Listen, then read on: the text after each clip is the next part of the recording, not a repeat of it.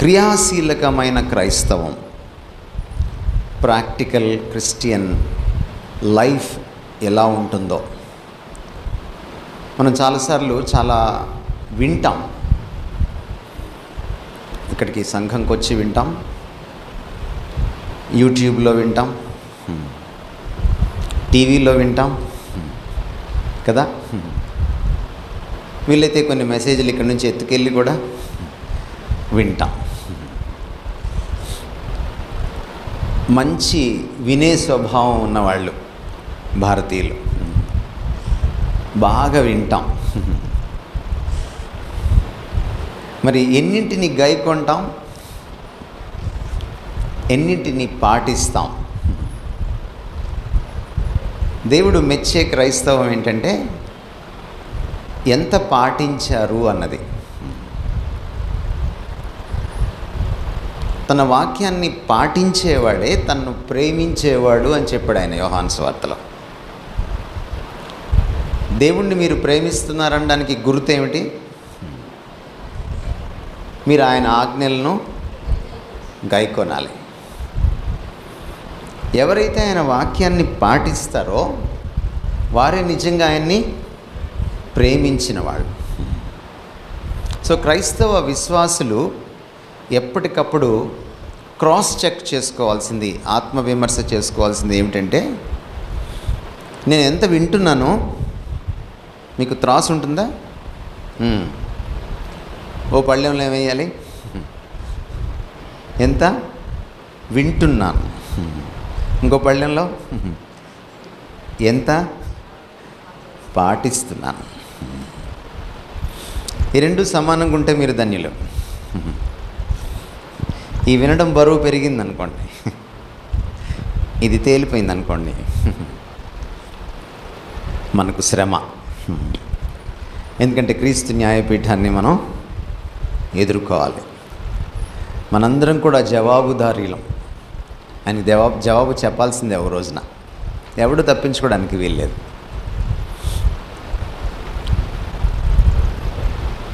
నాణ్యమైన క్రైస్తవం ఎక్కడి నుంచి వస్తుందంటే, పక్కింట్లో ఏం జరుగుతుంది, పక్క చర్చిలో ఏం జరుగుతుంది అని ఆలోచించడం వల్ల రాదు. లేకపోతే చర్చ్లో కూర్చున్న పక్క అక్క, పక్క చెల్లి, పక్క తమ్ముడు, పక్క అన్న ఏం చేస్తున్నాడు అని అనుకుంటే రాదు. అది ఆత్మవిమర్శతో ఆరంభం అవుతుంది. యేసుక్రీస్తు వారు విమర్శించొద్దని చెప్పలా. ఆయన ఏమన్నాడంటే, కాకపోతే నీ కంట్లో దూలం తీసుకున్నాక ఎదుటివాడి కంట్లో నలుసు తీయమన్నాడు. తీయొద్దు అనలా, నీకెందుకో అనలేదు. ముందు నీ కంట్లో ఆయన మాట్లాడేటప్పుడు ఆయన ఉపయోగించినటువంటి పోలిక వస్తువులు చాలా మాట్లాడతాయి. మన కంట్లోనట దూలమట, వాళ్ళ కంట్లోనట నలుసట.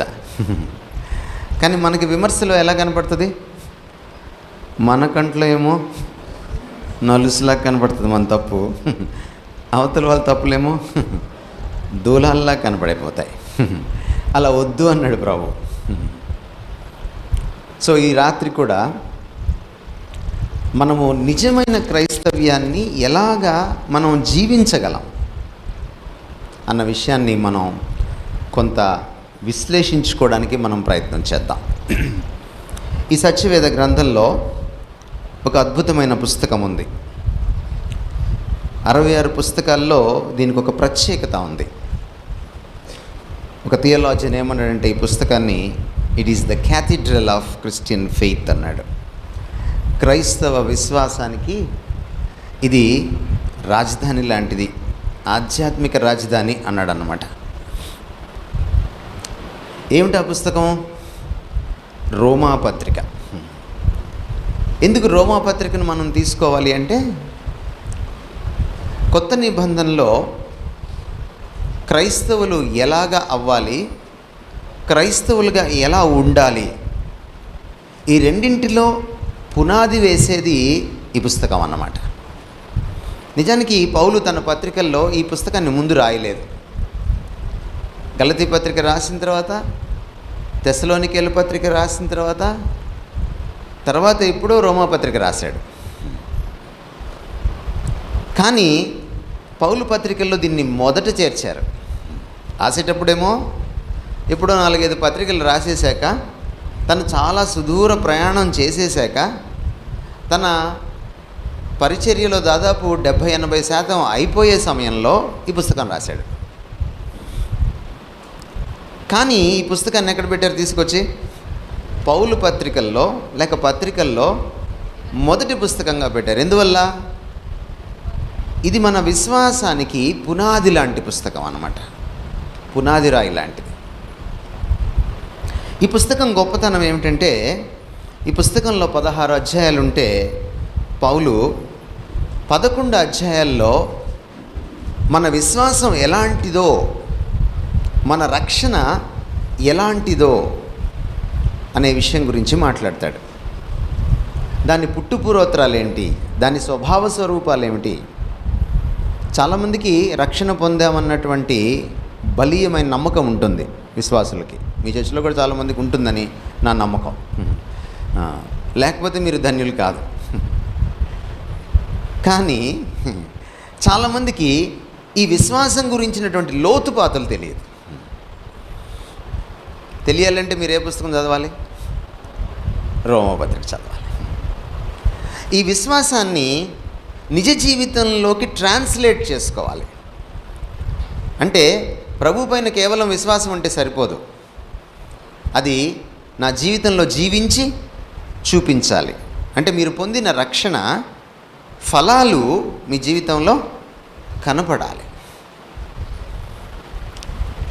రక్షణ పొందినవాడికి పొందనివాడికి, క్రైస్తవుడికి క్రైస్తవేతరుడికి, దేవుని బిడ్డలకు బయట బిడ్డలకు తేడా కనపడాలి. అంటే ముందు అవగాహన, ఎప్పుడైనా కూడా ముందు అవగాహన, తర్వాతే ఆచరణ.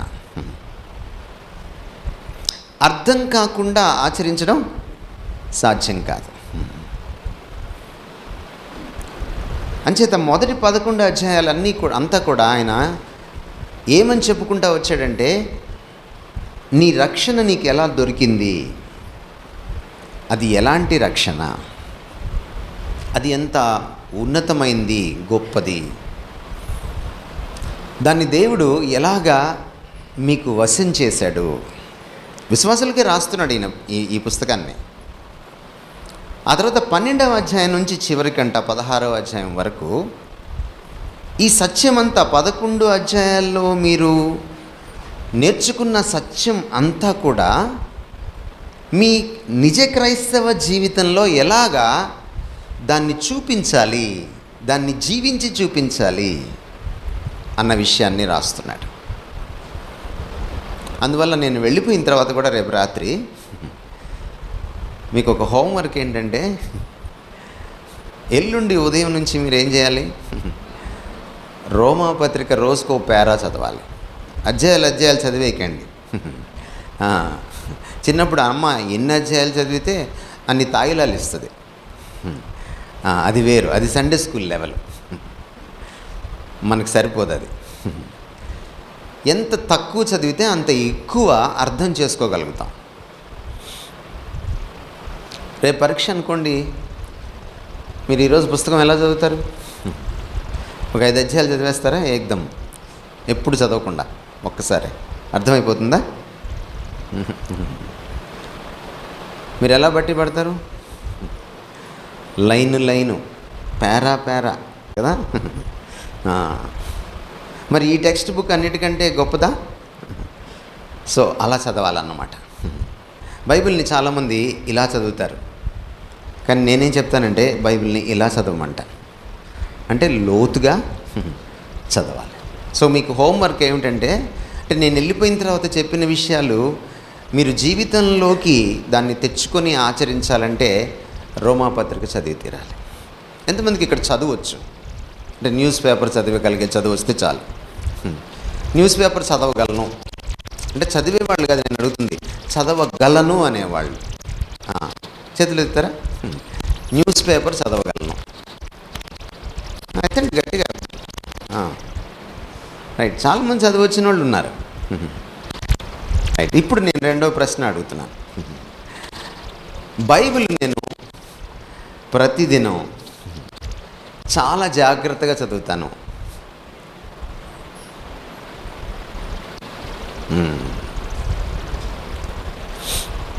దించేసేయండి. బైబిల్లో ఒక మాట ఉంది, మేలైనది చేయనెరిగియు చేయని ఎడల. బైబిల్ చదవనెరిగియు చదవడం వచ్చియు చదవని ఎడల మీ ఇష్టం. ఇది చదవకపోతే ఎదుగు పొదుగు ఉండదు. దీన్ని పేతురు ఏమన్నాడంటే పాలు అన్నాడు దీన్ని. చిన్నపిల్లలు ఎలా ఎదుగుతారు? అప్పుడే పుట్టిన చంటి బిడ్డలు మాంసం మొక్కేసేస్తారా నోట్లో? పాల వల్ల, పాలు పోషకాహారం, సంపూర్ణ పోషకాహారం అని కూడా చెప్తాం మనం. ఏమండి? ఆ పాలతో పోల్చాడు అన్నమాట దీన్ని. ఎవరైతే దీన్ని చదవడం నిర్లక్ష్యం చేస్తారో వాళ్ళకి క్రైస్తవ జీవితం, మీరు ఎన్ని ప్రసంగాలైనా వినండి, మీకు ఇంకొక మాట కూడా ఇక్కడ చెప్పాలి. మీరు ఎవరినైనా ప్రేమించారంటే వాళ్ళ మాట వినడానికి మీరు చాలా ఆశ చూపిస్తారు. Yes or no? మీకు ఎవరైనా ఇష్టం లేదనుకోండి, వాళ్ళ మాటను మీరు ఎలా వింటారు? వాళ్ళు మాట్లాడుతున్నప్పుడు మీ ముఖం చూస్తే చాలు. మీరు విశ్వాసులైతే మీరు అందరికంటే ఎక్కువ ఎవరిని ప్రేమించాలి?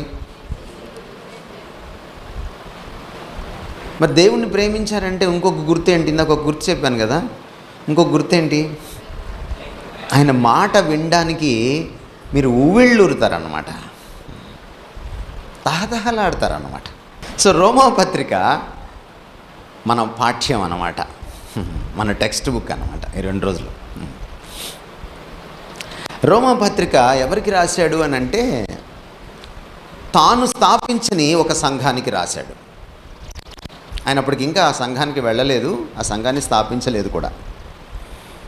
బహుశా యెరూషలేములో సంఘం కేంద్రీకృతమైనప్పుడు వాళ్ళ మీదకి విపరీతంగా శ్రమ, హింస వచ్చి పడ్డప్పుడు, ప్రాణాలు అరచేతిలో పట్టుకొని తలో దిక్కుకి పారిపోయినప్పుడు, విశ్వాసులు స్టెఫెన్ను చంపేసినప్పుడు, ప్రపంచం నలుమూలల్లోకి సంఘం చెదిరిపోయి చిన్న చిన్న సంఘాలుగా ఏర్పడిపోయింది. మేబీ అలా ఏర్పడి ఉండొచ్చు, లేక పేతురు మహాశయుడు ముందుగానే వెళ్ళి ఆయన యొక్క చొరవ వల్ల కూడా ఏర్పడి ఉండవచ్చు, మనకు తెలియదు.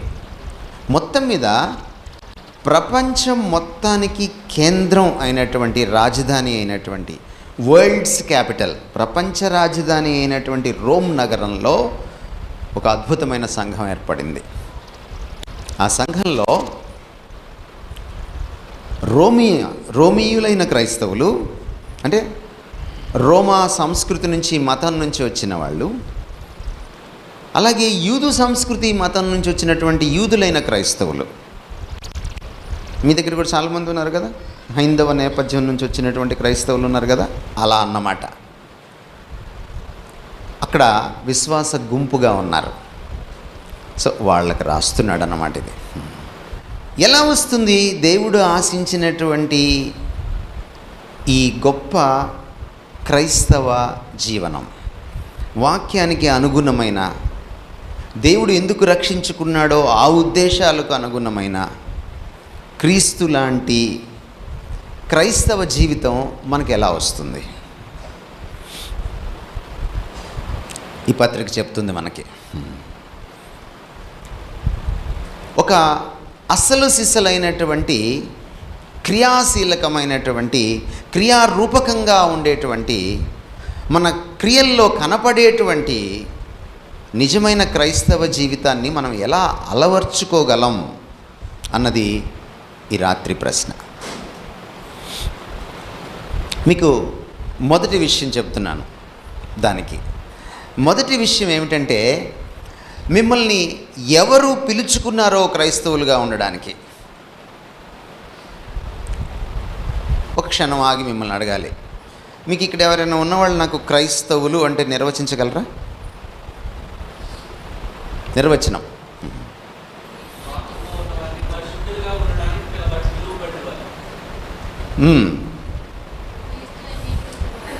క్రీస్తును అంగీకరించిన వాళ్ళు. ఇంకా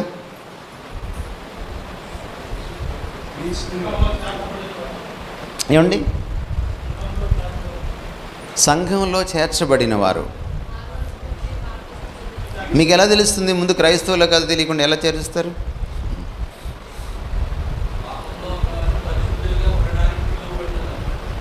ఓకే,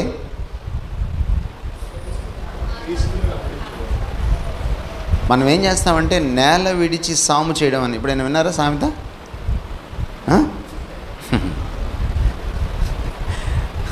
వ్యవసాయం ఎక్కడ చేస్తారు సార్?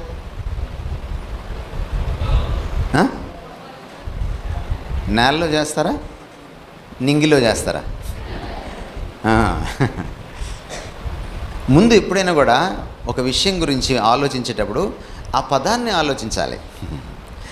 ఈ పుస్తకంలో ఉందా క్రైస్తవులు అనే మాట? ఉందా ఈ పుస్తకంలో? లేదా? మీకు ఒక గొప్ప విషయం చెప్పనా? సనాతన ధర్మం అని చాలామంది చెప్పుకుంటున్నారే, మా మతం కంటే గొప్ప మతం లేదని చెప్పుకుంటున్నారే, వాళ్ళ పుస్తకాల్లో హిందూ అనే మాట లేదు. కానీ మీ ప్రామాణిక గ్రంథంలో క్రైస్తవులు అనే మాట ఉంది. ఎప్పుడుంది? వీళ్ళు ఫస్ట్ బ్యాచ్ ఏర్పడ్డారే అప్పుడే ఉంది, మధ్యలో వచ్చిన పేరేం కాదు. ఎవరిని క్రైస్తవులు అన్నారు? శిష్యుల్ని క్రైస్తవులు అన్నారు. ఎవరి శిష్యుల్ని క్రైస్తవులు అన్నారు? యేసుక్రీస్తు వారి శిష్యుల్ని క్రైస్తవులు అన్నారు. శిష్యుడు ఏం చేస్తాడు? శిష్యుడి పని ఏంటి?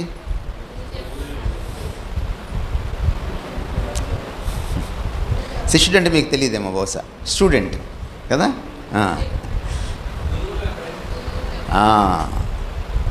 గురువు చెప్పింది చేస్తాడు, గురువు చేసేది చూసి స్ఫూర్తి పొందుతాడు, గురువులా ఉండడానికి ప్రయత్నిస్తాడు. అతడే శిష్యుడు. సో క్రైస్తవుడు ఎవరు? క్రీస్తు తత్వాన్ని పుణికిపుచ్చుకున్నవాడు క్రైస్తవుడు.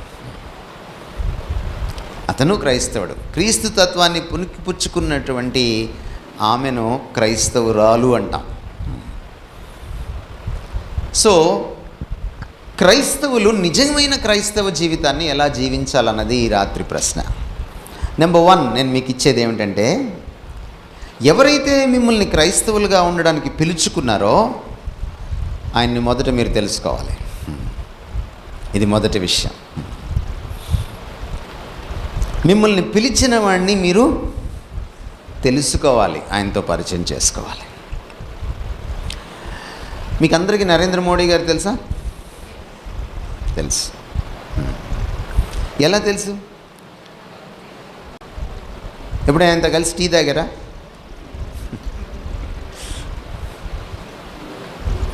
అలా తెలుసా?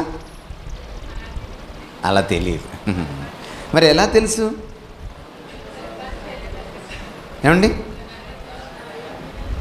ఎక్కడో పేపర్లో చూసి, ఎక్కడో ఎవరో చెబితే, ఎక్కడో టీవీలో చూసి. మీకు క్రీస్తు ఎలా తెలుసు? ఎవరో చెబితే తెలుసా, లేక వ్యక్తిగతంగా తెలుసా? ఇది ప్రశ్న. ఇప్పుడు మీరు నరేంద్ర మోడీ గారు నాకు తెలుసు అన్నారనుకోండి, మిమ్మల్ని చూసి ఆయన గుర్తుపట్టాలి కదా.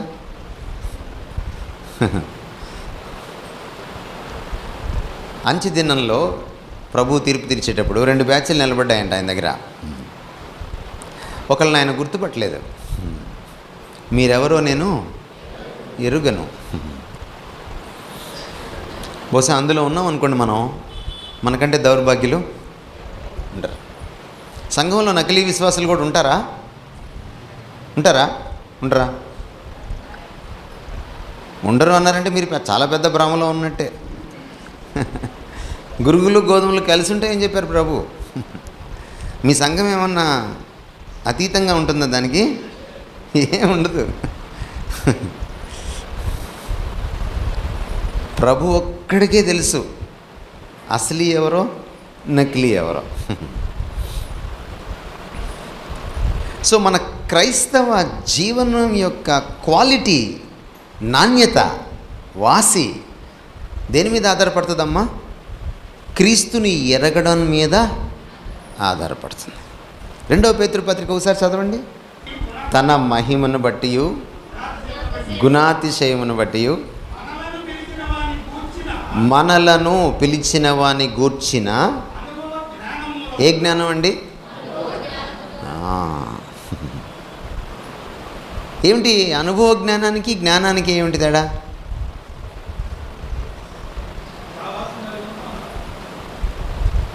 జ్ఞానం ఎవరిని చెప్తే కూడా తెలుస్తుంది, పుస్తకం చదివితే కూడా వస్తుంది, టీవీ చూస్తే కూడా వస్తుంది, యూట్యూబ్లో ప్రసంగం వింటే కూడా వస్తుంది. అనుభవ జ్ఞానం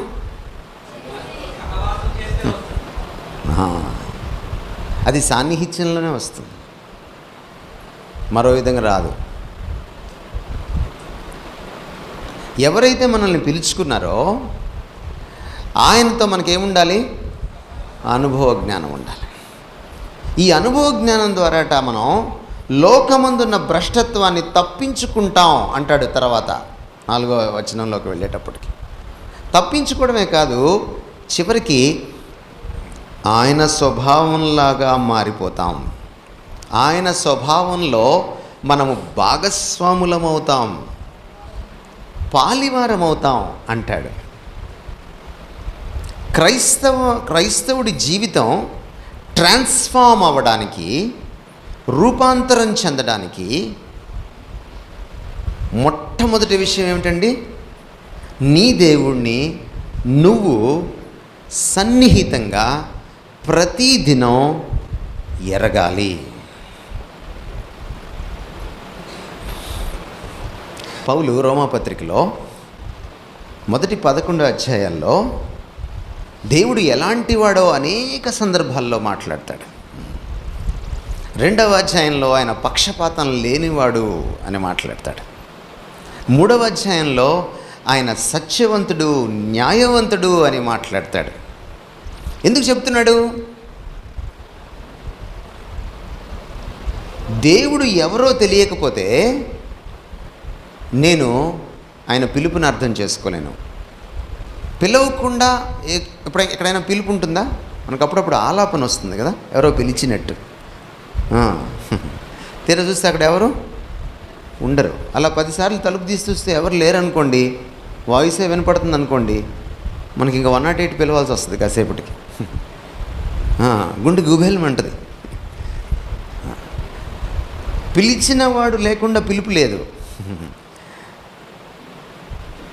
పిలిచిన వాడి వల్ల మీరు ఇక్కడికి వచ్చారు, ఈరోజు నా విశ్వాసులు అయ్యారు. కానీ ఆ కేకేసిన వాడు ఉన్నాడే, ఆయన్ని ప్రతిరోజు మీరు ఎరగాలి. మీకు ఒక చిన్న ఆలోచన ఇస్తాను నేను. బైబిల్లో యోబు గ్రంథం అని ఉంది తెలుసా? యోబు ఎప్పటివాడు?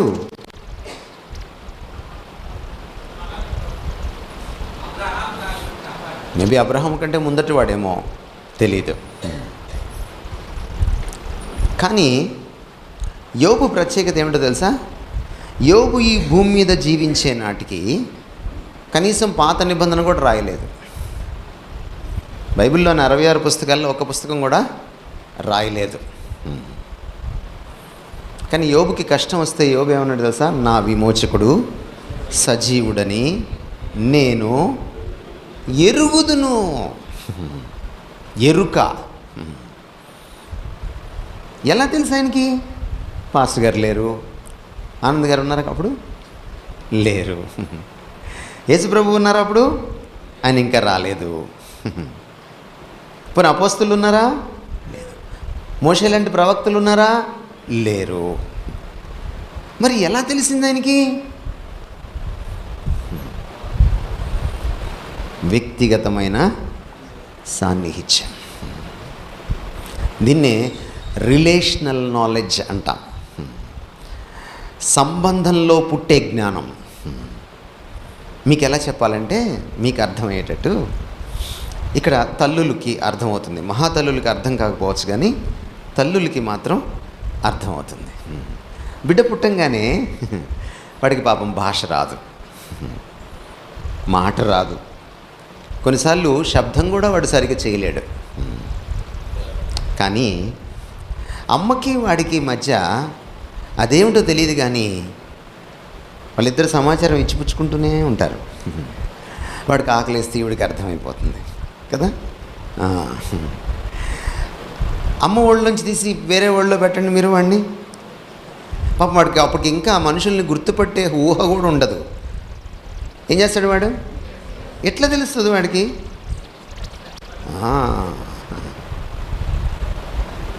దేవుని సన్నిధిలో గడిపిన వాళ్ళకి అర్థమవుతుంది అన్నమాట. దేవుడికి విశ్వాసికి మధ్య ఒక అద్భుతమైనటువంటి కమ్యూనికేషన్ లైన్ నడుస్తుంది అన్నమాట, ప్రభు అయిన ఆత్మ ద్వారా. ఈ అనుభవంలోకి మీరు వచ్చినప్పుడు, అంటే ఆయన వచ్చినప్పుడు ఏదో ఎగిరికి అంతేస్తారని, భాషలతో మాట్లాడేస్తారని, గందరగోళం చేసేస్తారని చెప్పట్లేదు నేను. ఆయన ఒంట్లోకి వచ్చేస్తాడని చెప్పట్లేదు నేను. ఆయన ఎప్పుడు మీలోనే ఉన్నాడు, ఇప్పుడు కూడా ఆయన మీలోనే ఉన్నాడు. కానీ ఆయనతో సాన్నిహిత్యం గురించి మాట్లాడుతున్నాను, ఆయనతో సహవాసం గురించి మాట్లాడుతున్నాను. ఆయనతో మీ అందరికీ సంబంధం ఉంది, కానీ సహవాసం ఉందా?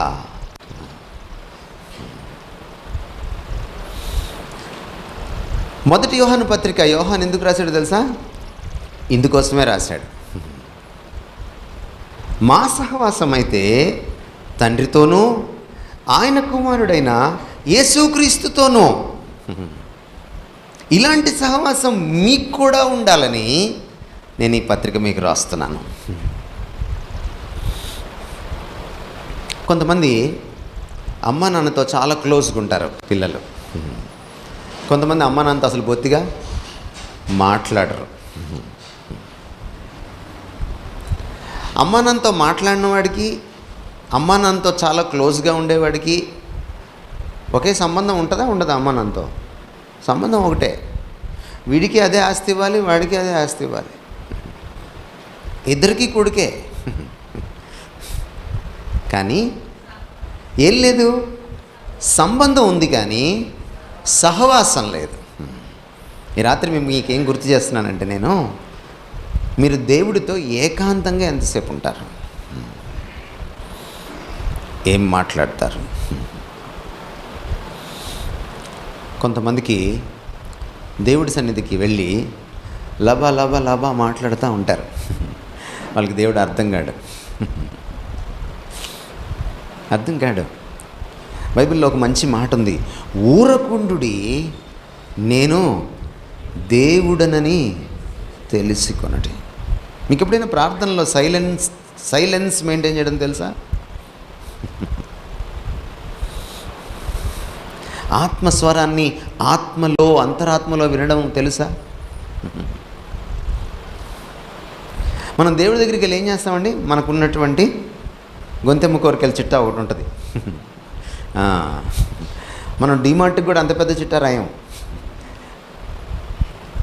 ఆ చిట్టా ఆయన దగ్గర చదివేసి, చాలామందికి ప్రార్థన అంటే అలాంటి ఆలోచన అవగాహన ఉంది. కానీ ప్రార్థన అంటే అది కాదు. ప్రార్థన అంటే ఆయనతో కనెక్ట్ అయ్యేటువంటిది, ఆయన సన్నిధిని అనుభవించేటువంటి ఒక క్షేత్రం అది. మీరెక్కడ మోకాళ్ళు ఉంటే, ఎక్కడ ఆయన నామంలో ప్రార్థన చేస్తే అక్కడ ఆయన ఉంటాడు. అదే ఆయన చెప్పాడు. మత్తయి సువార్తలో చెప్పలేదా? చెప్పాడు ఆయన మాట. కనుక ప్రభువుతో సహవసించడం చాలా చాలా ప్రాముఖ్యమైంది. ఈ సహవసించేటప్పుడు మనకి వాక్యం యొక్క అక్కర వస్తుంది. లేకపోతే అపవాది ఏం చేస్తాడంటే దేవుడి స్వరాన్ని ఇమిటేట్ చేసి మాట్లాడతాడు. యేసుప్రభు దగ్గరికి వాడు వాక్యం తీసుకొచ్చినటువంటి గజదొంగవాడు. ఎవరైతే వాక్యం రాయించారో ఆయన దగ్గరికే వాక్యాన్ని తీసుకొని వెళ్ళినటువంటి అంత జిత్తులు మారివాడు. నిన్ను నన్ను మోసగించడా? మోసగిస్తాడు. కాబట్టి మీరేం చేయాలి? మీ ప్రతి అనుభవాన్ని దీంతో సరిపోల్చుకోవాలి. ఇదే ప్రమాణం. ఒకవేళ మీ అనుభవాలు దీనికి విరుద్ధంగా ఉంటే అది క్రీస్తుతో మీ అనుభవం కాదు, అది మిమ్మల్ని ఎవరో భ్రమింపచేయు ఆత్మ మిమ్మల్ని మభ్యపెడుతున్నాడు అని అర్థం. సో మొదటి విషయం ఏమిటంటే, పౌలు చెప్తున్నాడు మొదటి 2వ అధ్యాయం 3వ అధ్యాయంలో దేవుని స్వభావాన్ని ఆయన ఏకరువు పెడుతున్నాడు. ఎందుకంటే రక్షణ గురించి అర్థం చేసుకోవాలన్నా, రక్షణకు తగ్గట్టుగా జీవించాలన్నా మొదట మనకి రక్షణనిచ్చిన వాడిని అర్థం చేసుకోవాలి, ఆయన్ని అనుభవించాలి. మీకు ఇంకొక మాట కూడా ఇక్కడ చెప్పాలి నేను నెక్స్ట్ పాయింట్లోకి వెళ్ళకముందు. ప్రతిదినము మీరు దేవుణ్ణి అనుభవించట్లేదనుకోండి, ఆయనతో టచ్లో మీరు లేరనుకోండి, రక్షణ విలువ మీకు తెలియదు, రక్షణ ఫలాలు మీ జీవితంలో ఉండవు. ఎందుకంటే ఫలించాలంటే ఏముండాలండి? ఒక చెట్టు ఫలించాలంటే ఏముండాలి? జీవం ఉండాలి కదా. ఈ దేవుడు ఎవరు? ఈయనే జీవపు ఊట. ఈయన్ని ఎవరైతే అంటి పెట్టుకుంటారో వాళ్ళే రక్షణ ఫలాల్ని ఫలిస్తారు ఈ భూమిపైన, నిజమైన విశ్వాసులుగా జీవిస్తారు. సో మీకు చాలా నొక్కి చెప్తుంది నేను ఏంటంటే, మీరు ఏ సంఘానికి వస్తున్నారు, మీరు ఏం వింటున్నారు, ఇవన్నీ చాలా ప్రాముఖ్యమైన విషయాలే. మీరు ఎంతసేపు ఇక్కడ ప్రార్థనలు పెడితే ప్రార్థనల్లో మీరు ఏడ్చి ప్రార్థన చేస్తున్నారో అది కూడా ప్రాముఖ్యమైన విషయమే. మీరు ఎలా ఆయన్ని ఆరాధిస్తున్నారో అది కూడా ప్రాముఖ్యమైన విషయమే. కానీ అంతకు మించి ప్రాముఖ్యమైనది ఏమిటంటే, మీరు వ్యక్తిగతంగా ఆయనతో గడపాలి. అలా గడిపినప్పుడు ఆయన అనుభవ జ్ఞానం కోసం గడపాలి, ఆయన్ని అనుభవించడానికి గడపాలి. అప్పుడు మీ గొంతెమ్మ కోరికలు ఏమీ కూడా అక్కడ ఏకరువు పెట్టకూడదు. ప్రభువుని ఎరగాలి. ఉదయం కూడా నేను చెప్పాను, మోషే గొప్పతనం ఏమిటో తెలుసా? ఆయన కొండ మీదకి వెళ్ళినప్పుడల్లా ఆయన ఆశ ఏమిటో తెలుసా? అబ్బా, ఈసారి వెళ్ళినప్పుడు నాకు ఇది ఇస్తాడు, ఈసారి వెళ్ళినప్పుడు నాకు ఇది ఇస్తాడు. మోషేకి పెళ్ళయిందా? అయిందమ్మా. మోషేకి బిడ్డ ఉన్నాడా? ఉన్నాడు. మోషే ఎప్పుడైనా సరే దేవుడి సన్నిధిలోకి వెళ్ళినప్పుడు నా భార్యకి చేసి పెడతావా, నా బిడ్డకి చేసి పెడతావా అని ఎప్పుడైనా అడిగాడా? ఆయన అడిగితే ఎవరి కోసం అడిగాడు? ఇశ్రాయేలు జాతి కోసం అడిగాడు. ఎక్కడైనా కనపడతాడు ఇలాంటి నిస్వార్థమైన నాయకుడు మీకు? ఎప్పుడైనా తన సొంత విషయాల గురించిన కోరికలు ఆయన కోరినట్టు మీరు చూసారా? నిర్గమకాండం 3వ అధ్యాయంలో ఆయన ప్రయాణం ఆరంభమైంది దేవుడితో సహవాసం, మండుచున్న చిన్న పొద. నిర్గమకాండం 33వ అధ్యాయంకి వచ్చేటప్పటికి 30 అధ్యాయాలు దాటేటప్పటికి ఆయన దేవుడితో స్నేహం చేయడం మొదలెట్టాడు. ముఖాముఖిగా స్నేహితుని వల్లే దేవుడు ఆయనతో మాట్లాడడం మొదలెట్టాడు. అంత క్లోజ్ అయిపోయాడు. క్లోజ్ అయిపోయిన తర్వాత కూడా ఆయనలో ఇంకా ఒక కోరిక మిగిలింది, నేను దేవుణ్ణి ఇంకా చూడాలి, దయచేసి నీ మహిమ నాకు చూపు. ఆయన అడుగుతున్న తీరు చూడండి, దయచేసి నీ మహిమ నాకు చూపు. అదే సందర్భం మీరు చదివితే దేవుడు నేను మీతో రానంటాడు. ఇశ్రాయేలు యొక్క అవిధేయతను బట్టి ఆయన పాదాలు పట్టుకొని గోజాడతాడు, నువ్వు మాతో రాకపోతే ఎలాగా? నీ సన్నిధి నాకు కావాలి, మాకు కావాలి. 6 లక్షల మంది ఇశ్రాయేలుని నడిపిస్తున్నాడు ఆ సమయానికి మోషే. దేని గురించిన కాంక్ష అండి? దేవుని యొక్క మహిమాస్వరూపాన్ని చూడాలన్న కాంక్ష, దేవుని సన్నిధిని అనుభవించాలన్న కాంక్ష. ఒకవేళ ఇది ఇక్కడ కూర్చున్న వారికి లేదనుకోండి, ఆ ప్రభువునే అడగండి, అయ్యా నిన్ను చూడాలన్న కాంక్ష లేనంత మొద్దుబారిన తనంలోకి వెళ్ళిపోయాను నేను, నన్ను పగులుగొట్టావు. చూడండి, మీ జీవితాలు మారడం మొదలెడతాయి. ఈరోజు క్రైస్తవంలో ఈ వ్యక్తిగత అనుభవం లేదు.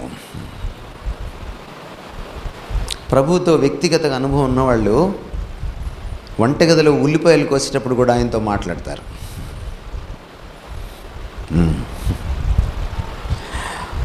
ఆఫీస్లో పేపర్ మీద సంతకం పెట్టేటప్పుడు కూడా ఆయనతో మాట్లాడతారు.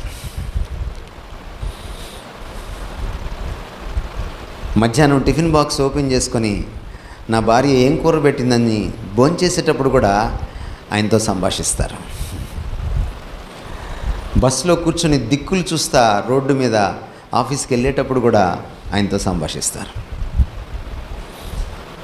ఇది నిత్య సహవాసం. రెండవది ఏమిటంటే, మనము దేవుడికి సంబంధించిన వాళ్ళం. ఇక్కడ కూర్చున్న విశ్వాసులంతా కూడా ఎవరంటే దేవునికి సంబంధించిన వాళ్ళు, మరి దేనికి సంబంధించని వాళ్ళు. ఎంత మీరు దేవునికి సొంతం అయిపోయారంటే మీకు కూడా మీరు సొంతం కాదు. చెప్పాడా పౌలు ఈ మాట? మీరు మీ సొత్తు కారు. ఎంతమంది క్రైస్తవులకి ఇక్కడ స్వార్థపరమైన కోరికలు ఉన్నాయి?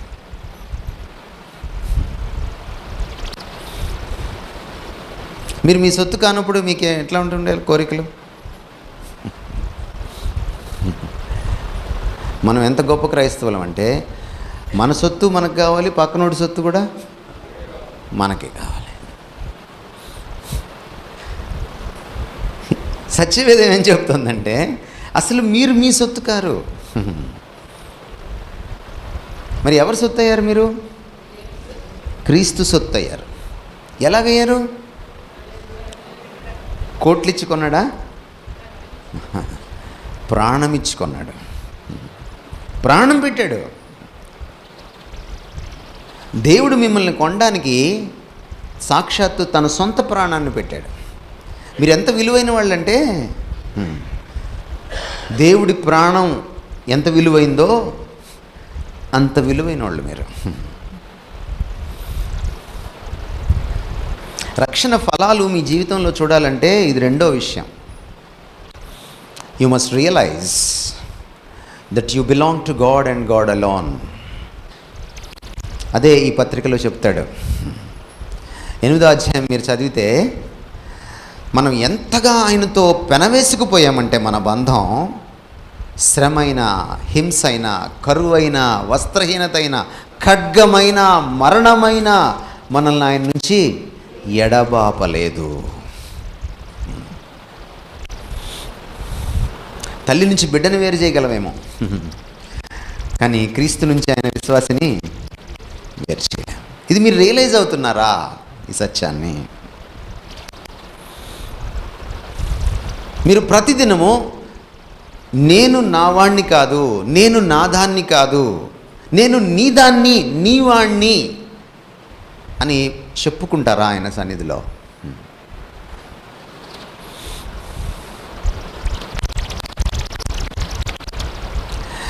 యెషయా చూసిన దర్శనం 6వ అధ్యాయం యెషయా గ్రంథంలో కనబడుతుంది.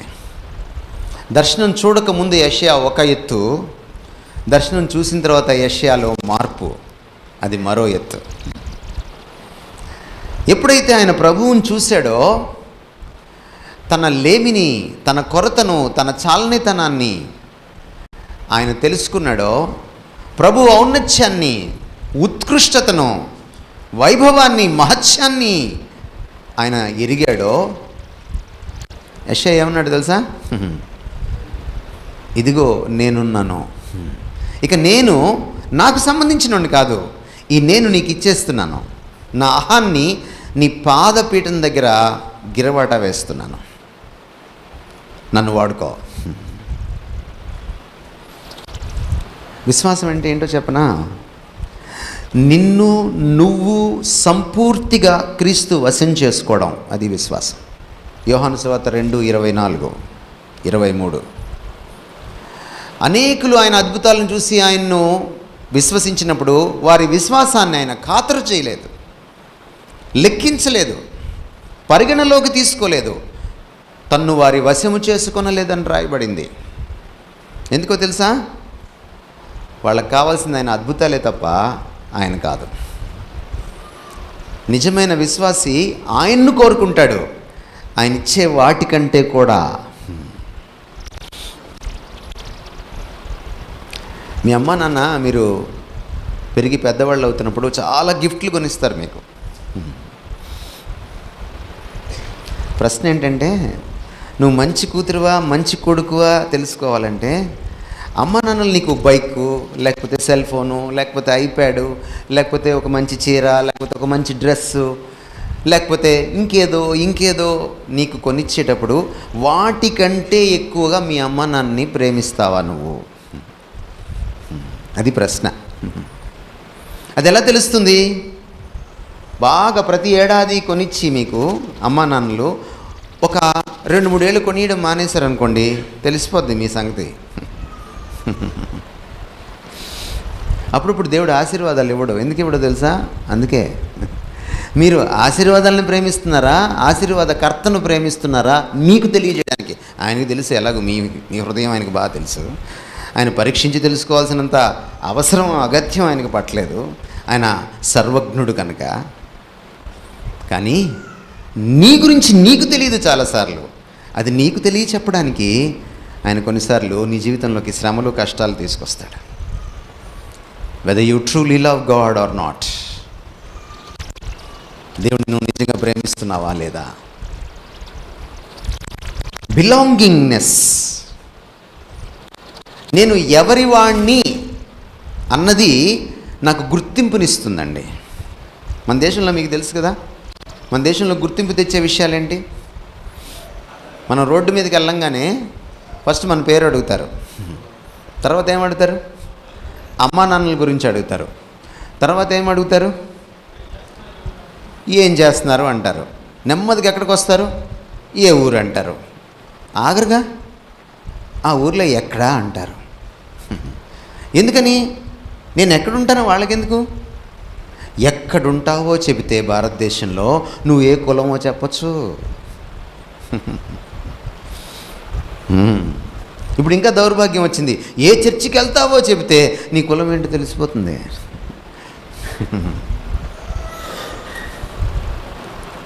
కొన్నిసార్లు నీ ఇంటి పేరు అడిగి నీ కులం ఏంటో తెలుసుకుంటారు. కానీ క్రైస్తవుల గుర్తింపు కులంలో లేదు. ఈ భారతదేశంలో అసేతు హిమాచలం, కాశ్మీర్ నుంచి కన్యాకుమారి వరకు నేను ఎవరినైనా ఛాలెంజ్ చేస్తా. వాడి కులాన్ని వాడు నిరూపించగలిగితే సైంటిఫిక్గా, నేను ఇంకా క్రైస్తవ్యాన్ని వదిలేసి వెళ్ళిపోతా. ఇది ఒక దరిద్రం, మన దేశానికి పట్టిన చీడ. కానీ ఇంకా చాలామంది క్రైస్తవులు వాళ్ళ గుర్తింపు కులంలో వెతుక్కుంటున్నారు. కులంలో లేదు బలం. గుర్తింపు ఎక్కడుంది? ఎందుకో, ఎందుకంటే ఆయన రక్తం ఇచ్చి ప్రాణం ఇచ్చి కొనుక్కున్నాడు. నేను క్రీస్తు వాడను, నేను క్రీస్తు దానను. ఎప్పుడైతే ఈ ఎరుకలో నువ్వు జీవిస్తావో, నువ్వు ఆయనలాగా జీవిస్తావు, ఆయనకు తగ్గట్టుగా జీవిస్తావు. మిమ్మల్ని పిలిచిన పిలుపుకు తగ్గట్టుగా మీరు ప్రవర్తించాలి, మసలుకోవాలి, జీవించాలి అని పౌలు తన పత్రికలో రాశాడు. Walk worthy of your calling. ఇది రెండవది. ఈ రాత్రికి మీరే ఆత్మవిమర్శ చేసుకోండి. మీ గుర్తింపు, మీ మూలాలు ఎక్కడున్నాయని మీరు అనుకుంటున్నారు? ఫిలిప్పీ పత్రిక ఒకసారి చదవండి కావాలంటే. మీకంటే ఎక్కువ కులమే ఉంది పౌలుకి, మీకంటే ఎక్కువ గోత్రాలే ఉన్నాయి ఆయనకి, మీకంటే ఎక్కువ నిష్ఠాగరిష్టత ఉంది ఆయనకి, మీకంటే ఎక్కువ విశ్వాసం ఉంది ఆయనకి, మీకంటే ఎక్కువ మంచి క్యారెక్టర్ ఉంది ఆయనకి, మీకంటే ఎక్కువ భక్తి ప్రపత్తులు ఉన్నాయి ఆయనకి. ఇవన్నీ చెప్పిన తర్వాత ఆయన ఏమన్నాడంటే, వాటన్నిటిని పెంటతో సమానంగా ఎంచుకుంటున్నాను అన్నాడు. ఇక్కడ కూర్చున్న వాళ్ళు ఎంతమంది మీ బ్యాక్గ్రౌండ్ని క్రీస్తుతో పోల్చుకొని పెంటతో సమానంగా ఎంచుకునే వాళ్ళు ఉన్నారు ఈ రాత్రి? సార్, నా కులాన్ని నేను పెంటతో సమానంగా ఎంచుకుంటున్నాను, క్రీస్తు ముందు నా కులం పెంట అనేవాళ్ళు ఎంతమంది ఉన్నారు? And if you don't come to that point, I tell you this night that you are not of Christ. నువ్వు క్రీస్తు వాడవు, క్రీస్తు దానవు కాదు. నేను ఎవరి వాడిని, ఎవరి దాన్ని అన్న ఎరుకను బట్టే నా ప్రవర్తన ఉంటుంది. ప్రాక్టికల్ క్రిస్టియానిటీకి ఇది రెండో విషయం. అందుకని ఆయన చెప్పుకుంటూ వచ్చాడు 11 అధ్యాయాలు. You are of Christ. మీరు క్రీస్తు వారు, మీరు క్రీస్తులో ఉన్నవారు. క్రీస్తు మీకు ఇది ఇచ్చాడు, క్రీస్తులో మీకు ఇవి దొరికాయి. మీరు పౌలు పత్రికలు చదవండి, దాదాపు 13 పత్రికలు రాశాడు ఆయన. ప్రతి పత్రికలో కూడా క్రీస్తుతో ముడిపెడతాడు క్రైస్తవ జీవితాన్ని. క్రైస్తవం నుంచి క్రీస్తుని తీసేయండి, క్రైస్తవం శూన్యం. వేరే మతాల నుంచి ఒక దేవుణ్ణి తీసేయండి, అయినా ఆ మతం ఉంటుంది. ఎందుకో తెలుసా? ఆ రాత్రి ఇంకో దేవుణ్ణి తెచ్చుకుంటుంది.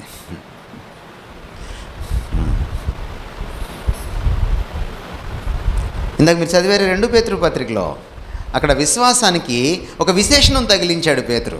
విశేషణం అంటే ముందు తగిలిస్తాం అన్నమాట, లక్షణం అన్నమాట.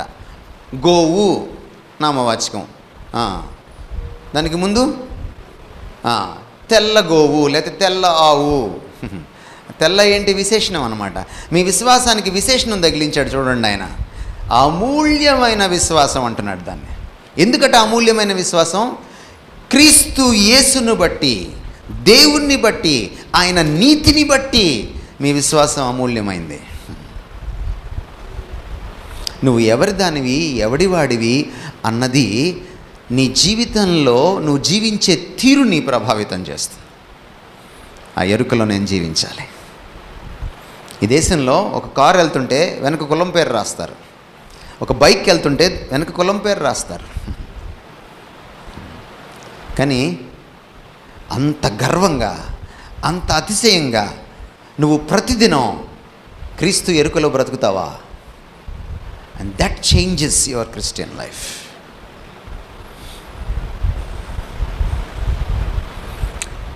మూడో విషయం, మన క్రైస్తవ జీవనానికి స్ఫూర్తి, అంతేకాదు మన క్రైస్తవ జీవనానికి బ్లూ ప్రింట్ క్రీస్తేనట. 8వ అధ్యాయంకి వచ్చి మీరు చూస్తే రోమాపత్రికలో మీకు బాగా చిరపరిచితమైనటువంటి ఒక వచనం మీరు చెప్పగలరా? దేవుని ప్రేమించే వారికి అనగా ఆయన సంకల్పము చొప్పున పిలువబడిన వారికి ఏంటట?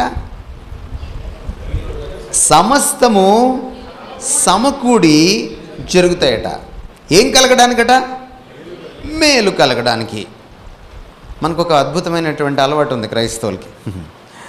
మేలు, ఆశీర్వాదం, మంచి, దీవెన అనగానే అక్కడ ఆగిపోతాం, ఇంకా వేరే చదవం మనం. ఈ వచనాన్ని ఎన్ని సందర్భాల్లో ఎడాపెడా వాడేసి ఉంటారు మీరు. కానీ వెంటనే ఏముంటుందంటే ఆ మేలు ఏమిటో ఉంటుంది. మీకు తెలుసా ఆ మేలు ఏమిటో? మేలు కలుగుడు కంటే మీకేంటో తెలుసా? మీ దృష్టిలో మేలు కలగడం అంటే ఏంటి? మనకి పెళ్ళి అవ్వడం, మన అమ్మాయికి డాక్టర్ సీట్ రావడం. వచ్చి నన్ను వాడలేదా మీరు?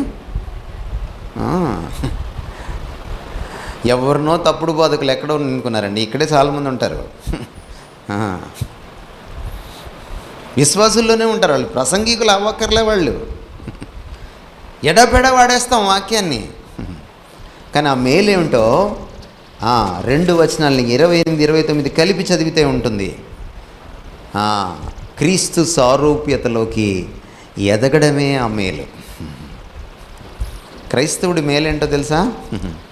క్రీస్తులాగా మార్చబడ్డం. ఇది మూడో విషయం. రక్షణ ఫలాలు నాలో కనపడాలంటే నేను క్రీస్తుని ఎరగాలి మొదట. రెండవది, నేను క్రీస్తు వాడను అన్న ఎరుకలో బ్రతకాలి. మూడవది, నా గురంతా క్రీస్తు మీద ఉండాలి. క్రీస్తుని గురిగా పెట్టుకొని, క్రీస్తుని నా ముందు నమూనాగా పెట్టుకొని ఆయనలాగా మారడమే నా గోల్, నా గురి. రక్షణ గురించి మాట్లాడుతూ 8వ అధ్యాయంకి వచ్చేటప్పటికి అప్పటికే రక్షణ గురించి అనేకమైన అద్భుతమైన విషయాలు మాట్లాడి ఆయన రక్షణలో ఉన్నటువంటి 3 దశల గురించి మాట్లాడతాడు పౌలు. 6వ అధ్యాయం, 7వ అధ్యాయం, 8వ అధ్యాయం మీరు ఎప్పుడు చదివినా కలిపి చదవండి, లేకపోతే మీకు అర్థం కాదు రోమాపత్రిక. 6వ అధ్యాయం, 7వ అధ్యాయం, 8వ అధ్యాయం కలిపి చదివితే రక్షణలో ఉన్నటువంటి 3 దశల గురించి మాట్లాడతాడు ఆయన. ఏమిటి 3 దశలు? మొదటి దశ దేవుడు నీ పాపాలు కొట్టేయడం. 2వ దశ దేవుడు నిన్ను పవిత్రుడిగా పవిత్రురాలిగా మారుస్తూ ఉండడం. 3వ దశ అచ్చం క్రీస్తులాగా నిన్ను తయారు చేసేయడం. ఈ మొదటి దశను నీతిమంతులుగా నిర్దోషులుగా మిమ్మల్ని ఎంచడం. తెలుగు బైబిల్లో సరిగా ట్రాన్స్లేట్ చేయలేదు. నీతిమంతులుగా తీర్చెను అని ఉంది. తీర్చడం కాదు, అది ఎంచెను అని ఉండాలి, పరిగణించెను అని ఉండాలి. నిజానికి మనమందరం కూడా పాపులమే. నిజానికి మనమందరం పాపులమైనప్పటికీ కూడా మనం ప్రభువులోకి వచ్చినప్పుడు, మన విశ్వాసం ఆయన మీద పెట్టినప్పుడు, మనం పశ్చాత్తాపడి ఆయన రక్తంలో మనల్ని కడుక్కున్నప్పుడు ఆయన మన మీద, మనం పాపులమైనప్పటికీ పాపులు కానట్టుగా మనల్ని చూస్తాడన్నమాట. నిర్దోషులుగా మార్చడు, కానీ నిర్దోషులుగా ముద్ర వేస్తాడు, కేసు ఎత్తి వేస్తాడు అంతే. కోర్టులో కేసు ఎట్టు కొట్టేస్తారు? ఈయన హంతకుడు కాడు అన్నాడు జడ్జి గారు. ఏమంటాడు? ఈయన మీద మోపిన నేరాలు నిరూపించబడలేదు కనుక, ప్రాసిక్యూషన్ వారు నిరూపించలేకపోయారు కనుక కేసు కొట్టేస్తున్నాను అంటాడు తప్ప, ఈయన హంతకుడు నాకు బాగా తెలుసు ఇతని గురించి అని ఆయన చెప్పడు జడ్జి గారు. అదన్నమాట మొదటి దశ. అప్పటికి ఇంకా మనం పరిశుద్ధులం అయిపోలా, పరిశుద్ధులుగా చూడడం మొదలెట్టాడు అంతే. పాపం చేసిన వాళ్ళని పాపము చేయునట్టుగా యేసు ప్రభువులోంచి, ఆయన శిలువ రక్తములోంచి మనల్ని చూడడం మొదలెట్టాడు. 2వ దశ శాంక్టిఫికేషన్. అంటే మనల్ని పవిత్రపరుస్తూ పవిత్రపరుస్తూ పవిత్రపరుస్తూ మనం చచ్చేదాకా, మనం మారుమనసు పొందిన దగ్గర నుంచి మనం మరణించేదాకా ఆయన మనల్ని మారుస్తూ వెళ్తాడు. ఇది శాంక్టిఫికేషన్, పవిత్రీకరణ. ఈ 2వ దశలో మన క్రైస్తవ జీవనం ఉంటుంది. 3వ దశ మహిమాన్వితులుగా మనల్ని చేయడం, మహిమపరచడం, అంటే ఆయనలాగా పూర్తిగా మార్చేసుకోవడం. ఈ 2వ దశ ఉంది చూసారా? ఈ 2వ దశ గోల్, గురి. ఈ 2వ దశ దేనికట? అంతిమంగా మనల్ని క్రీస్తులాగా మార్చడం కోసం. అదే చెప్తున్నాడు 8వ అధ్యాయం 28, 29 వచనాల్లో. కాబట్టి క్రైస్తవులకి ఉండాల్సినటువంటి మరొక విషయం ఏమిటంటే, క్రీస్తు కదా నా మాదిరి, క్రీస్తు కదా నా దృష్టి ఆయన మీద పెట్టాలి కదా, నా గురి అని అనుకోవాలి. కాబట్టి నీ గురి, నీ మాదిరి ఆయనే అవ్వాలి. Your focus and your blue print. నేను ఎంత క్రైస్తవుడిగా జీవించాలి? క్రీస్తు అంత క్రైస్తవుడిగా జీవించాలి. ఒకవేళ ఇంకా ప్రాక్టికల్గా అడిగితే, నేను ఎంత పరిశుద్ధంగా జీవించాలి? క్రీస్తు అంత పరిశుద్ధంగా జీవించాలి. నేను ఎంత ప్రేమించాలి? క్రీస్తు ప్రేమించినంత ప్రేమించాలి. నేను ఎంత క్షమించాలి? క్రీస్తు క్షమించినట్టు క్షమించాలి. అర్థమవుతుందండి మీకు నేనేం చెప్తున్నానో? మీకు ముందే చెప్పాను నేను ఆరంభంలోనే, క్రైస్తవం అంటే క్రీస్తును పుణికిపుచ్చుకోవడం, క్రీస్తు స్వభావాన్ని పుణికిపుచ్చుకోవడం. ఎప్పుడైతే నీ గురి, నీ మాదిరి క్రీస్తు అవుతాడో, ప్రతిదినం నువ్వు మారడం మొదలెడతావు. చాలామంది క్రైస్తవులు ఎలా బ్రతుకుతారంటే, గోడ మీద రాసుకుంటారు, ఈ చేయకూడదు, ఈ చేయకూడదు, ఈ చేయకూడదు, ఈ చేయకూడదు, టిక్కు కొట్టుకుంటూ ఉంటారు. ఈరోజు చేయలేదు, ఈరోజు చేయలేదు, బాగుంది, నేను బాగున్నాను. మీరు రొట్టెలో ద్రాక్షరసంలో చేయి వేస్తారు కదా, విశ్వాసులు ఉంటుంది కదా మీకు. అప్పుడు మీరేం చేస్తారు? ఇదిగో ఇదే టిక్ చేసుకుంటారనమాట. ఎట్లా ఉన్నాను, ఎలా జీవించాను, తను తాను పరీక్షించుకున్న వాళ్ళను అనగానే మనం వెంటనే రీల్ వెళ్ళిపోద్ది అనమాట, ఫ్లాష్ బ్యాక్లోకి వెళ్ళిపోతాం మనం ఆ వారం అంతా. కదా. వెళ్ళిపోయి ఏం చేస్తాం, ఇది చేయలేదు, ఇది చేయలేదు, ఇది చేయలేదు అనుకుంటాం మనం. కానీ పాపం ఏదో చెయ్యకపోవడం వల్ల మాత్రమే అంటుకోదు. కొన్ని చేయాల్సినవి చేయకపోవడం వల్ల కూడా అంటుకుంటుంది. కొన్ని చేయడం వల్ల మాత్రమే అంటుకోదు అది. ఆజ్ఞలన్నిటిలో ప్రధాన ఆజ్ఞ ఏమిటి అని అంటే ప్రభు ఏం చెప్పాడు? నీ దేవుణ్ణి నీ పూర్ణ తత్వంతో ప్రేమించాలి. అది ఆత్మైనా, హృదయమైనా, వివేకమైన, బలమైనా సరే పూర్ణ తత్వంతో ప్రేమించాలి. ఎవరైనా ఉన్నారు ఇక్కడ? లేచి నిలబడతారా? నేను నా దేవుణ్ణి పూర్ణతత్వంతో ప్రేమించాను.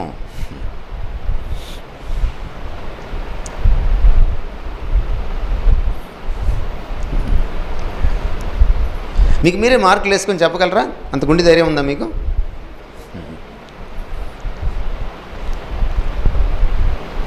ఈ మధ్యలో మీరు దేన్ని కూడా ఆయన కంటే లేక ఆయనలాగా ప్రేమించి ఉండకూడదు. క్రైస్తవానికి గీటురాయి అదే. ఒకవేళ ఆయన్ని పూర్ణతత్వంతో ప్రేమించలేకపోయారనుకోండి, మీరు పాపం చేసినట్టే కాదా? ఎస్, థియాలజీలో దీన్ని సిన్స్ ఆఫ్ ఒమిషన్ అంటాం. చేయవలసినవి చేయకపోవడం కూడా పాపమే. చేయకూడనివి చేయడం వల్ల మాత్రమే పాపం రాదు.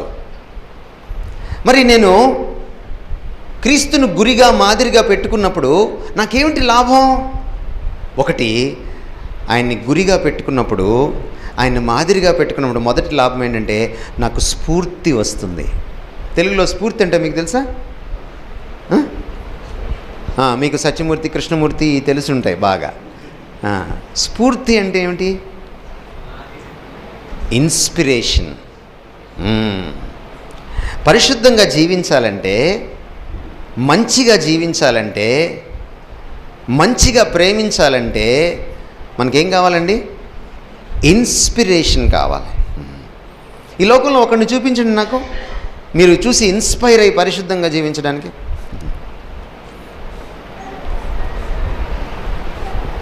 జీరో. ఒక్క క్రీస్తు తప్ప. లోకమంతా అవినీతిలో జీవిస్తుంటే ఆ లోకం మధ్యలో మీరొక్కళ్ళే పోరాటం చేస్తూ లోకానికి ఎదురీదుతూ నీతిగా జీవించాలంటే మీకేం కావాలి?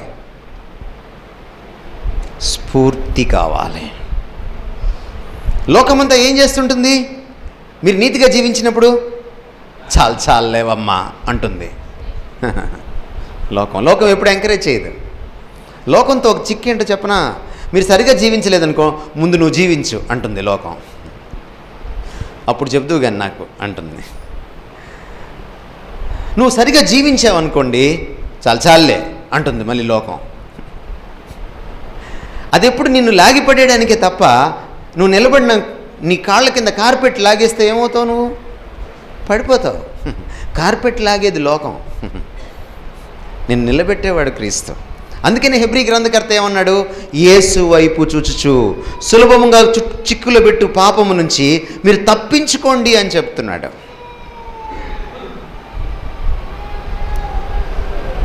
క్రీస్తును గురిగా, మాదిరిగా పెట్టుకున్నప్పుడు ఏమవుతుందంటే మొదట స్ఫూర్తి కలుగుతుంది.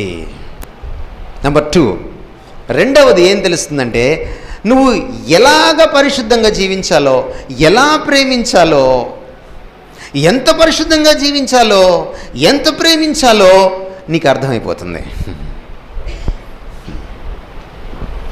అన్నా, నా భర్త చాలా దుర్మార్గుడు అన్నా, నేను ఎన్నిసార్లు క్షమించాలన్నా? మీరు జవాబు ఏం చెప్తారు?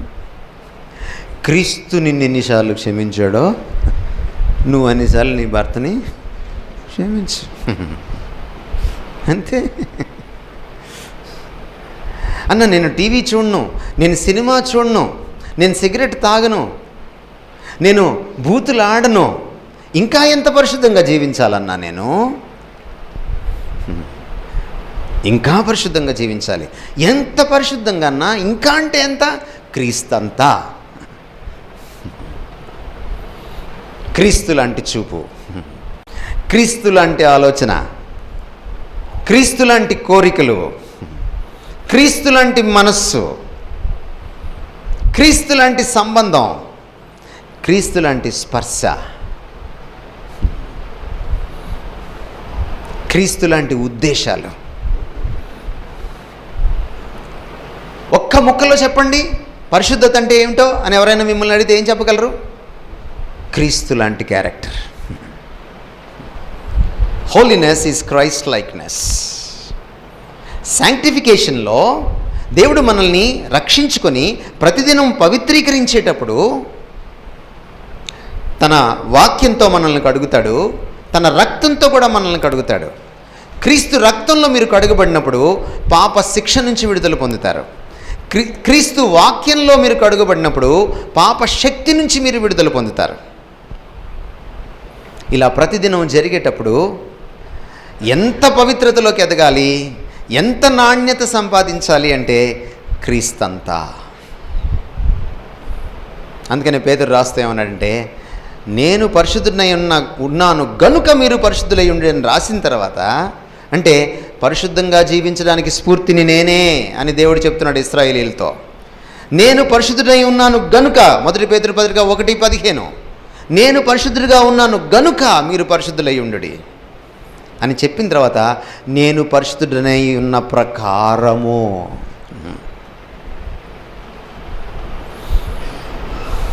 యోహాను కూడా అదే అంటాడు, ఆయన వెలుగులో నడిచిన ప్రకారము.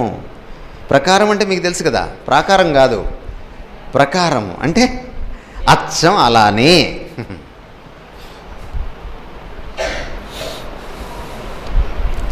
క్రైస్తవ జీవితంలో నాణ్యతకు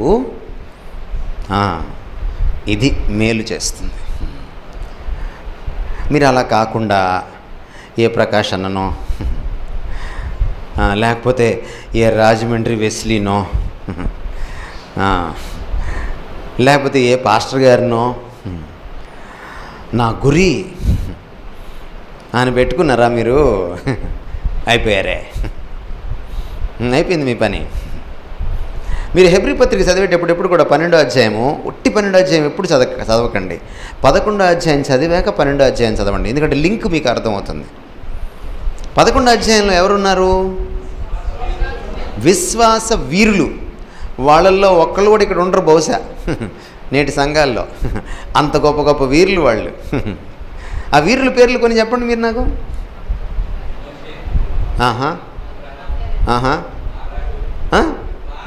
ఓకే.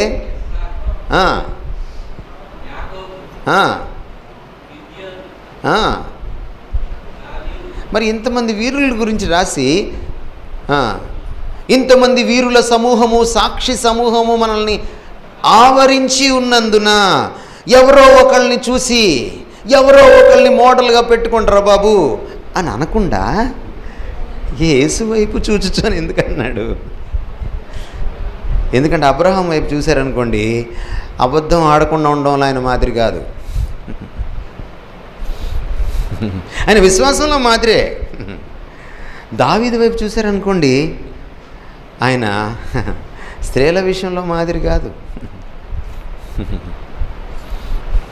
మోషే వైపు చూశారనుకోండి, సౌమ్యంగా ఉండడంలో మాదిరి కాదు. అసలు ఆయనకి సాత్వికుడు అని పేరు ఇల్లంతట్లో, కానీ ఆయనకే కోపం వచ్చింది. అజాత శత్రువు అలిగిననాడు అన్నట్టు ఆయన కోపం వచ్చింది. మరి ఎందులోనూ పడిపోకుండా అన్నింటిలో అందరికీ మాదిరి ఒకడే, దట్స్ క్రైస్ట్. క్రైస్తవ జీవితానికి బ్లూ ప్రింట్ క్రీస్తే, క్రైస్తవ జీవితానికి ఇన్స్పిరేషన్ క్రీస్తే, క్రైస్తవ జీవితానికి ఫౌండేషన్ క్రీస్తే. పునాది ఆయనే, గురి ఆయనే, మాదిరి నమూనా ఆయనే, స్ఫూర్తి ఆయనే. అందుకని మీకు బిగినింగ్లో ఒక మాట చెప్పా, మీ క్రైస్తవ జీవితంలో నాణ్యత ఉండాలంటే, రక్షణ ఫలాలు మీరు ఫలించాలంటే ఎవరితో సహవసించమన్నాను? క్రీస్తుతో సహవసించమన్నాను. ఎప్పుడైతే ఈ సహవాసం ఆగిపోతుందో స్ఫూర్తి కూడా ఆగిపోతుంది. ఈ లోకంలో మంచిగా జీవించడానికి స్ఫూర్తి దొరకదు. హత్య చేయడానికి స్ఫూర్తి ఉంటుంది ఈ దేశంలో, ఈ లోకంలో. దొంగతనం చేయడానికి స్ఫూర్తి ఉంటుంది ఈ దేశంలో, ఈ లోకంలో, ఈ సమాజంలో, అన్ని దేశాల్లో కూడా. అబద్ధం ఆడడానికి స్ఫూర్తి దొరుకుతుంది, అపవిత్రతకు స్ఫూర్తి దొరుకుతుంది, కామాతురతకు స్ఫూర్తి దొరుకుతుంది, మోసగించడానికి స్ఫూర్తి దొరుకుతుంది, కళ్ళబొల్లి కబుర్లు చెప్పడానికి స్ఫూర్తి దొరుకుతుంది. కానీ పవిత్రంగా ఉండడానికి మాత్రం స్ఫూర్తి క్రీస్తులోనే దొరుకుతుంది. చాలా ప్రాముఖ్యమైన విషయానికి వచ్చాము ఇప్పుడు. ఇవన్నీ చెప్పుకుంటూ వచ్చి ఒక కీలకమైన విషయాన్ని చెప్తున్నాడు 12వ అధ్యాయంలో. ఏమంటున్నాడంటే, మీ క్రైస్తవం రూపాంతరం చెందాలంటే, అంటే క్రీస్తులాగా, ముందు క్రైస్తవుల మనసు రూపాంతరం చెందాలి అంటున్నాడు 2వ వచనంలో. ఎప్పుడైనా మీరు బైబిల్లో వచనాలు చదివేటప్పుడు అండి, దాన్ని ముందటి అధ్యాయాలు తర్వాతి అధ్యాయాల్ని చదివి క్రోడీకరించుకుని వాటి వెలుగులో వాటితో సంబంధం పెట్టుకుంటూ ముడిపెట్టుకుంటూ ఆ వచనాన్ని చదవాలి. అప్పుడే మీకు ఆ వచనం అర్థమవుతుంది. రోమాపత్రిక 12వ అధ్యాయం 2వ వచనంలో మీరు మనస్సు మారి నూతనపరచబడి రూపాంతరం పొందండి అని అన్నప్పుడు, మనసు ఎందుకు రూపాంతరం పొందాలంటే, మనసు మారకుండా మనిషి మారడు. మనిషి చెడ్డాడంటే అంతకంటే ముందు ఏమి చెడు ఉంటుంది? మనసు చెడు ఉంటుంది.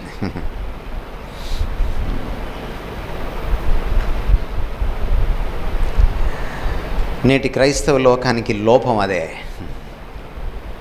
మీరు ప్రతిసారి రొట్టెలో చేయి వేసుకునేటప్పుడు మీ హృదయంలోకి తొంగి చూస్తారు, మీ పాపాలు కడిగేసుకుంటారు, మీరు ఆయన భోజనంలో పాలు పంచుకుంటారు. కానీ ఇక్కడ నుంచి అడుగు బయట పెడతారు చూసారా, సోమవారం నుంచి శనివారం దాకా ఈ మనసుని తీసుకెళ్ళి ఎక్కడో పెడతారు మీరు.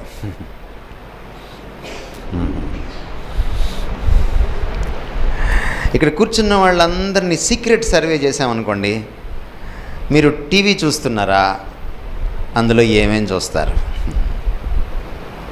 మీరు యూట్యూబ్ చూస్తున్నారా, అందులో ఏమేమి చూస్తారు? మీకు వాట్సాప్ ఉందా, అందులో మీరు ఏమేమి మాట్లాడుకుంటారు?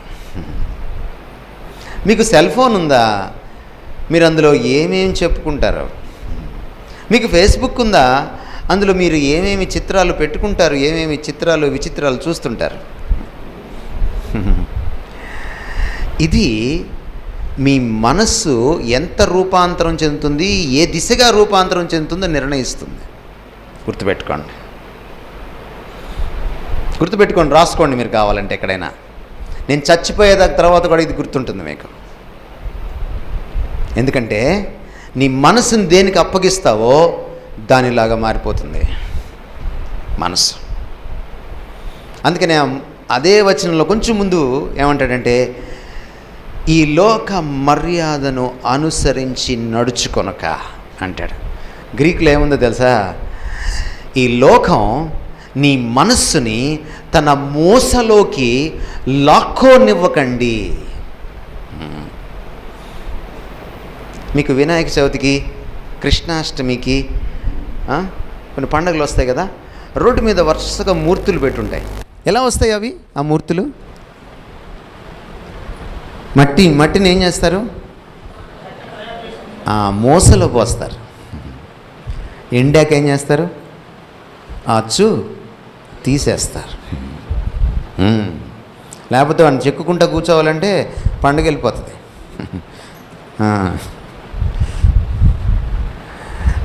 లోకమట, మీరు రోమా 12:2 చదివేటప్పుడు ఎప్పుడైనా ఈ చిత్రం గుర్తుపెట్టుకోండి. లోకము ఈ మనసుని మీరు గాలికి వదిలేశారంటే ఏం చేస్తుందంట? ఆ మనసుని తన మోసలోకి లాగేసుకుంటుంది. కొంతకాలానికి నువ్వు చర్చికి వస్తావు, వాక్యం వింటావు, ఉదయం నుంచి వాక్యం చదువుతావు, ప్రార్థన చేసుకుంటావు, ప్రభురాత్రి భోజనంలో కూడా చేయి వేస్తావు, ఆరాధిస్తావు. కానీ మనసు మాత్రం లోకమే. మీకు ఈ కథ తెలుసా? ఒక తల్లి పావురం పిల్ల పావురాలకి మేతకెళ్ళేటప్పుడు బోయేవాడు వచ్చి పట్టుకెళ్తాడని చెప్పి భయంతో పిల్లలకు ఒక పాట నేర్పించిందంట. ఏమని పాట నేర్పించింది? అమ్మ, బోయేవాడు వస్తాడు, రుకలు వేస్తాడు, నూకలు వేస్తాడు, వల పన్నుతాడు. మీరు నూకల కోసం వెళ్ళకండి, వలలో పడిపోతారు. చెప్తే ఇవి మర్చిపోతాయేమోనని పిల్లలు దానికి పాట కట్టి, తోకలేని పెట్టే 90 ఆమళ్ళు ఇట్లాగా పాట కట్టి, చిట్టి చిల్లకమ్మ లాంటి పాట కట్టి చెప్పిందట వాళ్ళ అమ్మ. ఎందుకంటే పాపం మర్చిపోతాయేమోనని. అవి పాపం పాట బాగా నేర్చుకున్నాయి. ఏమని? బోయేవాడు వస్తాడు, నూకలేస్తాడు, వల పన్నుతాడు, నూకల కోసం కింద వాలద్దు, వాలితే పట్టుకెళ్ళిపోతాడు. ఈ పాట పాడి పాడి పాడి పాడి బాగా అలవాటైపోయింది వీటికి. ఓ నెల అయింది, 2 నెలలు అయింది, 3 నెలలు అయింది.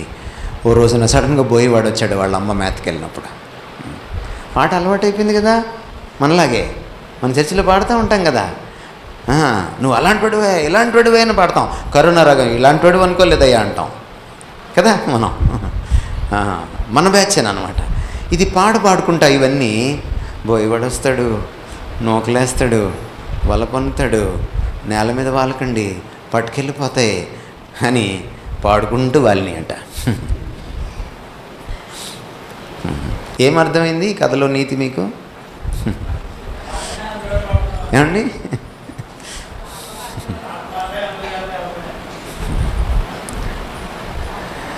ఈ మనసుని వాక్యంతో ట్రైన్ చేయలేదా, మీరు క్రైస్తవులుగా జీవించలేరు. చర్చి క్రైస్తవులుగా మాత్రమే మిగిలిపోతారు. That is not Christianity, that is churchianity. కానీ వాక్యంతో ఈ మనస్సు పట్టబడిందా, వాక్యపు మూసలోకి వెళ్ళిందా, మీరు బెడ్రూమ్లో ఉన్నా, బాత్రూంలో ఉన్నా, మీరు వీధిలో ఉన్నా, ఇంకెక్కడున్నా మీరు క్రైస్తవులుగానే జీవిస్తారు. ఎందుకంటే మనసు రూపాంతరం చెందకుండా మనిషి రూపాంతరం చెందడం, మనసు చెడిపోకుండా మనిషి చెడిపోవడం.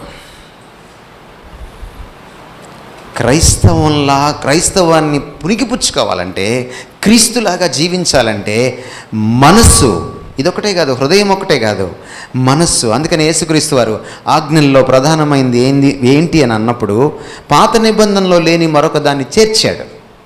పాత నిబంధనలో 3 పాయింట్లే ఉన్నాయి: పూర్ణ హృదయంతో, పూర్ణ ఆత్మతో, పూర్ణ బలముతో. యేసుప్రభు వారి నోట్లోంచి 4వది వచ్చింది: పూర్ణ మనస్సుతో, వివేకముతో.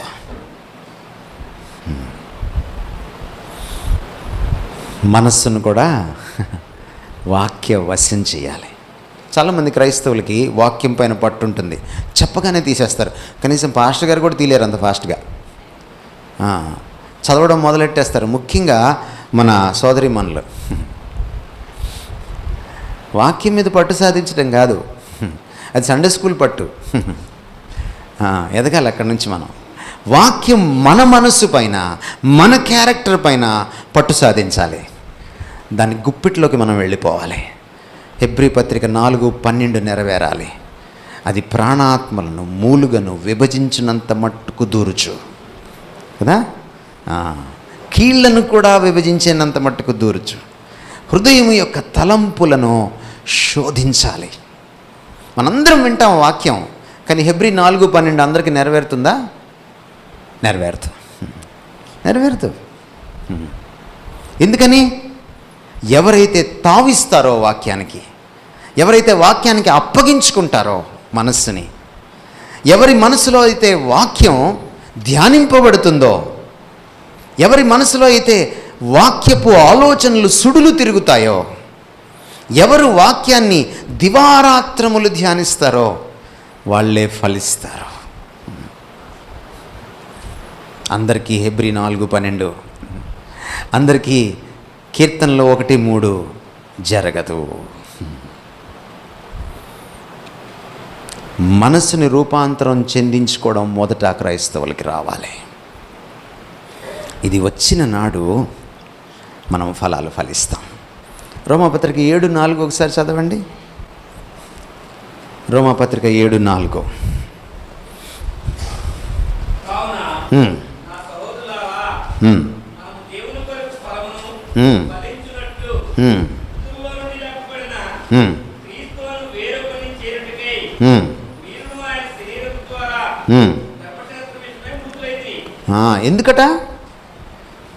ఎందుకట ఏం జరిగింది? రక్షణలో ఏం జరిగింది? పాత జీవితానికి, పాప జీవితానికి మృతులం అయిపోయాం, చచ్చిపోయాం. కొత్త జీవితానికి, క్రీస్తు జీవితానికి మళ్ళీ పురుడు పోసుకున్నాం, పునరుద్ధానులమయ్యాం. దేనికోసమట? ఫలించడానికి. ఆరంభంలోనే ఉంది చూడండి, 7:4 ఆరంభంలోనే చదివారు కదా మీరు. ఫలము ఫలించడానికి. ఎఫెసీ పత్రిక 2:10. ఎఫెసీ పత్రిక 2:10.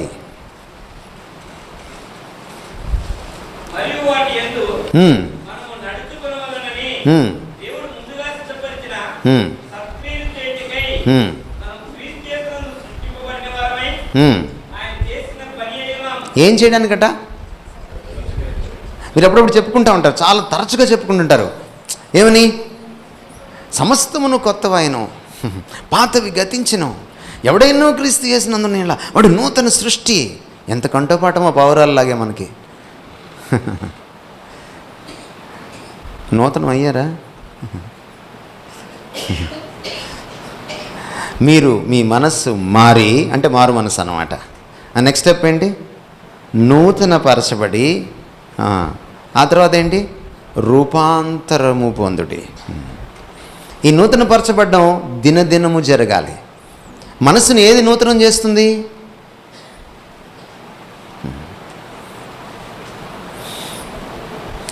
ఎవరైనా ఇక్కడ నాన్ వెజిటేరియన్ తినేవాళ్ళు ఉన్నారండి? ఏమిటా ప్రశ్న అంటున్నారా? అందుకే ధైర్యంగా చెప్తున్నా మీకు.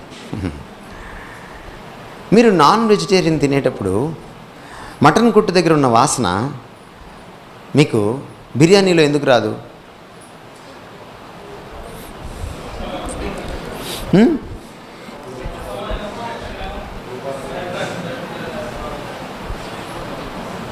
చాలామందికి బిర్యానీ వండడం రాదు అమ్మాయిలకి, అందుకే నోరెళ్ళబెట్టి చూస్తున్నారు నన్ను. ఈ మధ్య అబ్బాయిలే బాగా వండుతున్నారు.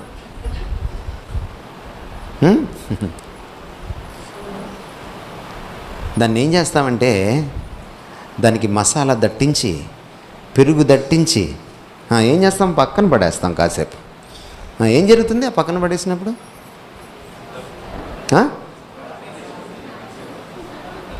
నీసు వాసన అంతా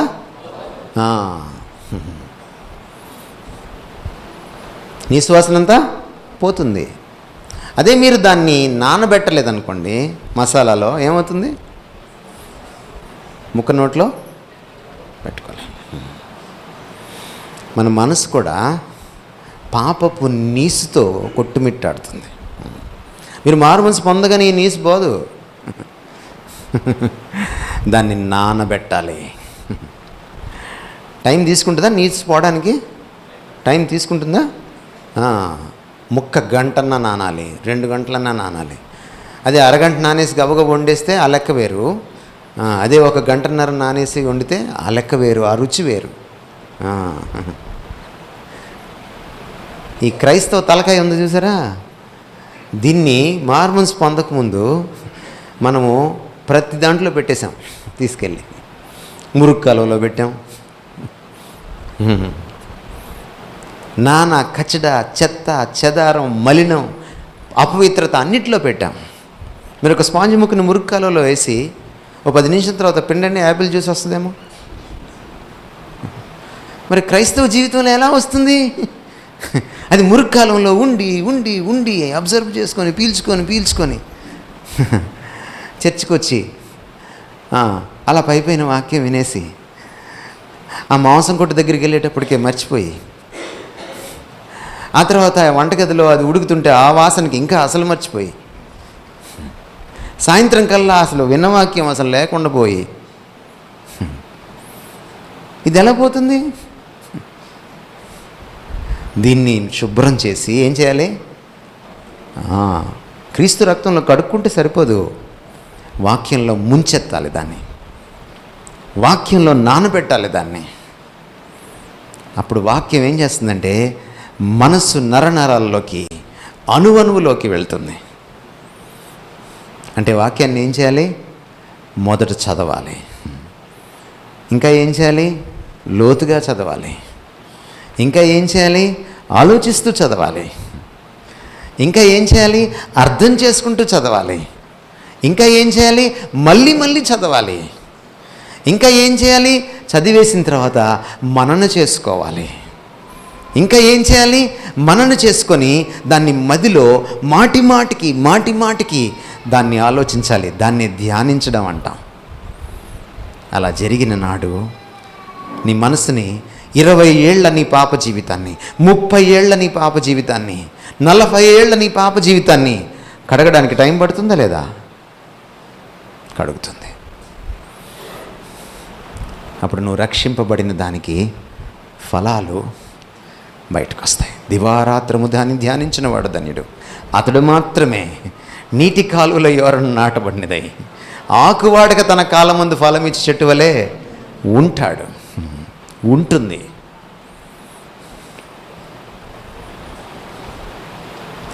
మనం మారు మనసు పొందామనడానికి నీతి క్రియలు పనికిరావు. ఉదయం చెప్పాను సేవకుల సదస్సులో. కానీ నీతి క్రియలు నిన్ను రక్షించవు. కానీ నువ్వు నిజంగా రక్షింపబడ్డావు అనడానికి గుర్తు ఏంటంటే నీతి క్రియలే. నీతి క్రియలు రక్షణనేవో, కానీ రక్షణ నీతి క్రియలను ఉత్పత్తి చేస్తుంది. ఎలా వస్తుంది నీలోంచి నీతి బయటికి? అదే పౌలు చెప్తున్నాడు, మొదట మనసులు మారాలి,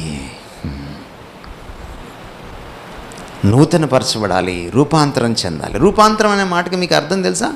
ట్రాన్స్ఫార్మ్ ఇంగ్లీష్లో. ఫామ్ అంటే ఏంటంటే ఇంగ్లీష్లో ఫామ్ అంటే రూపం. రూపుని ఫామ్ అంటాం. ఆ రూపు ఏమైపోవాలి? మారిపోవాలి. ఎంత మారాలంటే గుర్తుపట్టలేనంత. అప్పుడప్పుడు మనకి రోడ్డు మీద ఫంక్షన్లోనో పెద్దోళ్ళు కనపడతా ఉంటారు. ఓ 10 ఏళ్ల తర్వాత, ఒక 6-7 ఏళ్ల తర్వాత, అరే చిన్నప్పుడు ఎంత పళ్ళెత్తుగా ఉండి కోతిపిల్లలాగా ఉండేదానివి, ఎంత అందంగా తయారయ్యావే అంటుంది పాప మా ఆంటీ కనపడంగానే. అంటే గుర్తుపట్టలేకుండా అయిపోయిందనమాట అమ్మాయి. నువ్వేనా ఇంత చక్కగా తయారయ్యావా అంటుందన్నమాట. లోకం నిన్ను గుర్తుపట్టకూడదు. వీడేనా మొన్నటిదాకా మన మధ్యలో ఉన్నవాడు? వీడేనా మొన్నటిదాకా వైన్ షాప్లో మనతో కూర్చున్నవాడు? వీడైనా మనతో పాటు లంచాలు తీసుకున్నవాడు? వీడైనా మనతో పాటు బూతులాడినవాడు? వీడైనా మనతో పాటు బూతు చిత్రాలు చూసినవాడు? వీడైనా మనతో పాటు అమ్మాయిలను గొడవ చేసినవాడు? వీడైనా మనతో పాటు మోసాలు చేసినవాడు? గుర్తుపట్టలేకపోతున్నానే. రూపాంతరం అంటే అది. రూపాంతరం అనే స్థాయి ఎలాంటిదంటే క్రీస్తు యొక్క ఆ స్వరూపము దాదాపుగా నువ్వు వంట పట్టించేసుకుంటావే అదన్నమాట. అదే వచనంలో ఏమన్నాడంటే, అలాగాని మీరు అయితేనట అప్పుడు దేవుని చిత్తాన్నంట మీరు ప్రాక్టికల్గా జరిగిస్తారట. దేవుని చిత్తాన్ని తెలుసుకునే స్థాయిలో ఉండరు మీరు, దేవుని చిత్తాన్ని జరిగించే స్థాయిలో ఉంటారంట మీరు. పరీక్షించి తెలుసుకొందురు అంటాడనమాట. జరిగిస్తూ ఉంటారన్నమాట మీరు. అప్పుడు దేవుని చిత్తం ఏమిటి అని మీరు మీమాంసలో ఉండక్కర్లేదు. మీరు దేవుని చిత్తానుసారంగా ఆటోమేటిక్గా నడుచుకుంటారు. ఎందుకంటే ఇదేమైంది? దీనిలాగా మారిపోయింది. ఇది ఎలా మారుస్తుంది? మనల్ని క్రీస్తులాగా మారుస్తుంది. మీరు ఈ పుస్తకాన్ని చదవండి. మీకు ఒక సవాల్ విసురుతున్నాను ఈ రాత్రి. ఎన్ని పుస్తకాలు ఉన్నాయి ఈ బైబిల్ గ్రంథంలో? ఒక ధ్యేయం, ఒక గోల్ పెట్టుకొని చదవండి. 66 పుస్తకాల్లో మీరు మీకు ప్రతి పుస్తకంలో క్రీస్తు కనపడతాడు. మీరు ఆదికాండం నుంచి ప్రకటన గ్రంథం దాకా చదివితే కొన్ని చోట్ల అవలీలగా కనపడతాడు, కొన్ని చోట్ల లీలగా కనపడతాడు, కొన్ని చోట్ల ప్రత్యక్షంగా కనపడతాడు, కొన్ని చోట్ల పరోక్షంగా కనపడతాడు, కొన్ని చోట్ల బాహాటంగా ఆయన వెలుగు విరజిమ్ముతుంది, కొన్ని చోట్ల ఆయన మినుకుమంటూ కనపడతాడు. మొత్తం మీద ఆయన కనపడతాడు. యేసుప్రభు ఏమన్నారు తెలుసా? ఒకసారి పరిశీలతోటి, మీరు లేఖనాల్లో జీవం ఉందంటారు కదా, నన్ను నమ్మట్లేదు కదా, వెళ్ళి లేఖనాలు వెతుక్కోండి, లేఖనాల్లో నేను మీకు దొరుకుతానన్నాడు. బైబిల్ ఎందుకు చదవాలో తెలుసా?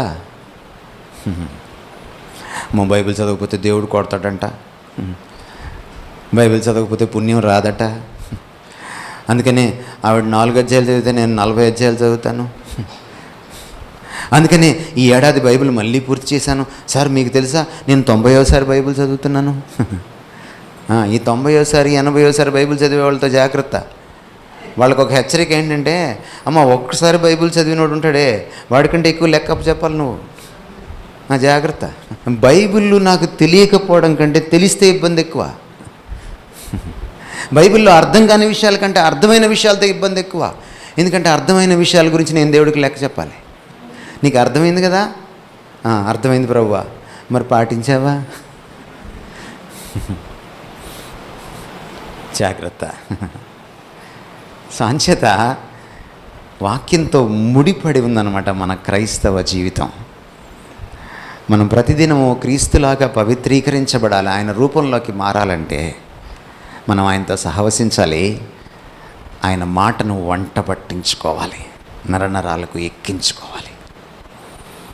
ఏదో ఒక మాట అలాగా మనసులో పెట్టుకొని అదేదో కాసేపు అలా ఉంచుకొని ఇలా ఉండాలి కదా, అలా ఉండాలి కదా అనుకోవడం కాదు. ఇక్కడ సుడులు తిరగాలి. యేసుక్రీస్తు వారు ఉపవాసం అయిన తర్వాత ఆయన అరణ్యవాసం నుంచి బయటకు వచ్చాక, అపవాది ఆయన్ను ఎదుర్కొన్నాక, ఆయన దగ్గర బైబిల్ ఉందా? ఇలాగ పుస్తకాలు ఉన్నాయి. అప్పుడు సెల్ ఫోన్లో బైబిల్ ఉందా? లేదు. కానీ ఆయన ఎక్కడి నుంచి మాట్లాడాడు? మరి ఒక చోట ఇలాగూ రాయబడి ఉన్నది. చెప్పాడు అపవాదికి జవాబు. ఎక్కడి నుంచి మాట్లాడాడు?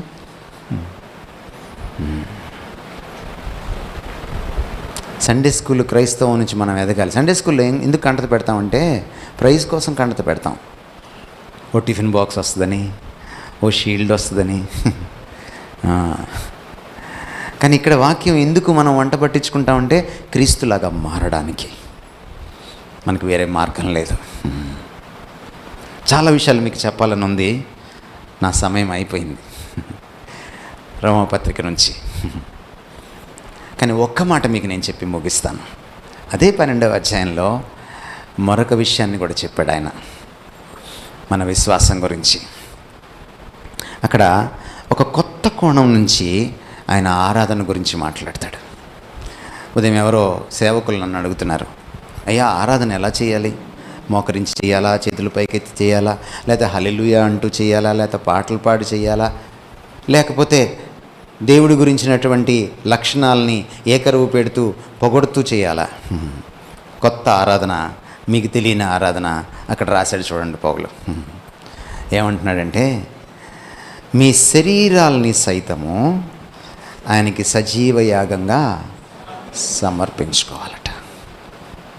ఏమిటి మీకేం అర్థమైంది? క్రైస్తవ జీవితాన్ని అంతటిని ఒక్క వచనంలో చెప్పేశాడు ఆయన. 11 అధ్యాయాలు మాట్లాడిన తర్వాత ఆయన 12వ అధ్యాయం ఎలా స్టార్ట్ చేశాడో చూడండి. కాబట్టి ఉందా?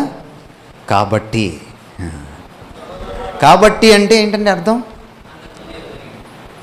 అంతకుముందు పెద్ద చిట్టా ఉందన్నమాట, ఒక బట్టి ఉందన్నమాట. ఆ బట్టి నుంచే వచ్చింది కాబట్టి. 11 అధ్యాయాల్లో ఇది జరిగింది కాబట్టి, దేవుడు మీకోసం ఇంత చేశాడు కాబట్టి, సిలువ పైన క్రీస్తు మీకోసం ఇంత శ్రమ పొందాడు కాబట్టి, మిమ్మల్ని ఇలాగా తన బిడ్డలుగా మార్చుకున్నాడు కాబట్టి, మిమ్మల్ని తన ప్రాణం ఇచ్చి కొనుక్కున్నాడు కాబట్టి, ఇప్పుడు మీరేం చేయాలి? దానికి ప్రతిగా ప్రతిస్పందనగా, కృతజ్ఞతార్పణగా మీరు ఇప్పుడు అర్పించుకోవాలి. ఆయన ఎలా అర్పించబడ్డాడు?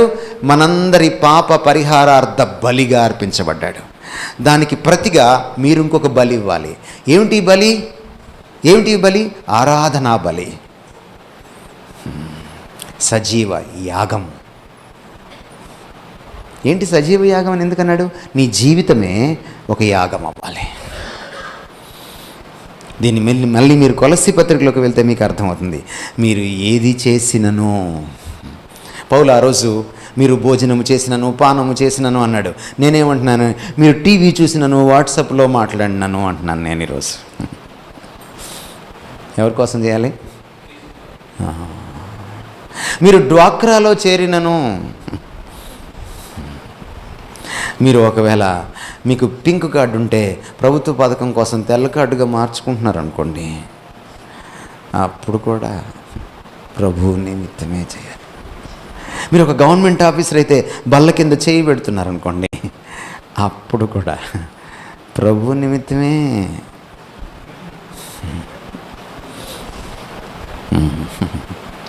మీరు ఇక్కడికి వచ్చి ఒక పాట పాడుతున్నారనుకోండి, మిమ్మల్ని చూపించుకోవడానికి కాదు, ప్రభు నిమిత్తమే. మీరు ఏదైనా పెళ్ళికి వెళ్ళారనుకోండి, పక్కనోడికి 3 ముక్కలు పడి మీకు 2 ముక్కలే పడ్డాయి అనుకోండి, ప్రభు నిమిత్తమే భోంచేయాలి. అప్పుడు 3వ ముక్క అడగలేవు. ఒకవేళ నీకు భార్యను కొట్టాలనిపించింది అనుకోండి, ప్రభు నిమిత్తమే కొట్టాలి తప్ప నీ నిమిత్తం కొట్టడానికి వీల్లేదు. అంటే ఏమంటున్నాడంటే పౌలు, మీ నోటి మాట కాదు ఆయనకు ఆరాధన, మీ జీవితమే ఒక యాగంగా అర్పించబడ్డం ఆరాధన. ఇట్టి సేవ మీకు యుక్తమైనది. గ్రీకులో ఎలా ఉందంటే, ఇదే సహేతుకమైన, అసలు సిస్సలైన, సమంజసమైన ఆరాధన. ఆరాధన అంటే ఏమిటంటే, రోమా 12:1 ప్రకారం నా జీవితమే దేవుడికి నైవేద్యం కావడం, నా జీవితాన్నే ఆయనకు పణంగా పెట్టివేయడం. అందుకు తగినవాడైనా ఆయన, ఎందుకంటే తన ప్రాణాన్ని సిలువలో నీ కోసం నా కోసం పణంగా పెట్టాడు కాబట్టి అందుకు తగినవాడే. అందుకే అంటున్నాడు, ఆయన ఏం చేశాడో 11 అధ్యాయాలు మాట్లాడిన తర్వాత 12వ అధ్యాయంలో అంటున్నాడు, కాబట్టి తన ప్రాణాన్ని నీ కోసం పణంగా పెట్టాడు కాబట్టి నువ్వు నీ సజీవ జీవితాన్ని, నీ బ్రతికిన జీవితాన్ని నువ్వు ఆయన కోసం అర్పించేసుకోవడమే. అంటే నువ్వు మాట్లాడినా ఆయన కోసమే, నువ్వు చూసినా ఆయన కోసమే, నువ్వు ఆలోచించిన ఆయన కోసమే, నువ్వు నిర్ణయం తీసుకున్న ఆయన కోసమే, నీకు కోరిక కలిగిన ఆయన కోసమే, నువ్వు ఉద్యోగం చేసిన ఆయన కోసమే, నువ్వు రాజీనామా చేసినా కూడా ఆయన కోసమే, నువ్వు వంట చేసిన ఆయన కోసమే, నువ్వు టీవీ చూసిన ఆయన కోసమే, నువ్వు పెళ్ళికి వెళ్ళిన ఆయన కోసమే, నువ్వు పడుకున్న ఆయన కోసమే, నువ్వు లేచిన ఆయన కోసమే. జీవితమే ఒక యాగం. అదే అసలు సిసలైన ఆరాధన, పెదవులకు మించిన ఆరాధన.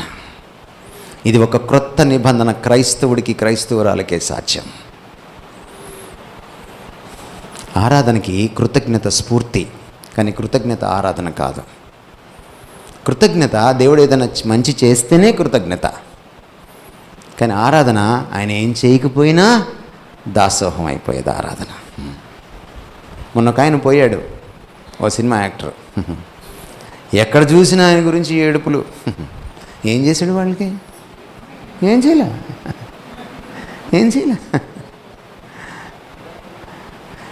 ఏం చేయకపోయినా అభిమానిస్తామే, అది ఆరాధన అంటే.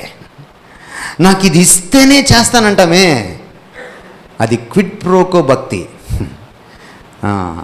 దేవా నాకు ఇది ఇవ్వు, నేను నీకు ఇది ఇస్తా. నువ్వు ఏం చేయకపోయినా, షడ్రక్ మేషక్ అబేద్నెగోలు మీకు తెలుసు కదా, రక్షింపకపోయినను ఆయన్నే మేము ఆరాధిస్తాం, పూజిస్తాం, నీ ప్రతిమకు మొక్కం. ఈ క్రైస్తవులు ప్రపంచాన్ని మారుస్తారు. ఈ క్రైస్తవులు క్రీస్తుని చూపిస్తారు. ఈ క్రైస్తవులు అసలు క్రైస్తవం ఏంటో లోకానికి తెలియజేస్తారు. ఈ క్రైస్తవ సంఘం ఆయన యొక్క గుణాతిశయాల్ని లోకానికి ప్రచురం చేస్తుంది. నా మాటలు విన్నందుకు ధన్యవాదాలు. తలలు వంచండి, ఒక చిన్న ప్రార్థన చేస్తాను. మా ప్రేమ కలిగిన తండ్రి, నీ పాదాలకు వందనాలు నాయనా. నువ్వు మమ్మల్ని ఎంచుకున్నది, ఎన్నుకున్నది, పిలుచుకున్నది నాయనా, మమ్మల్ని నీతిమంతులుగా పరిగణించింది, మమ్మల్ని పవిత్రులుగా మారుస్తూ ఉన్నది, మమ్మల్ని చివరికి నువ్వెంత మహిమలో ఉన్నావో అలాంటి మహిమతో మమ్మల్ని మహిమాన్వితులుగా మార్చేది కూడా. అంతా కూడా తండ్రి నిన్ను బట్టి, నీ కోసం, నిన్ను చూపించడం కోసం.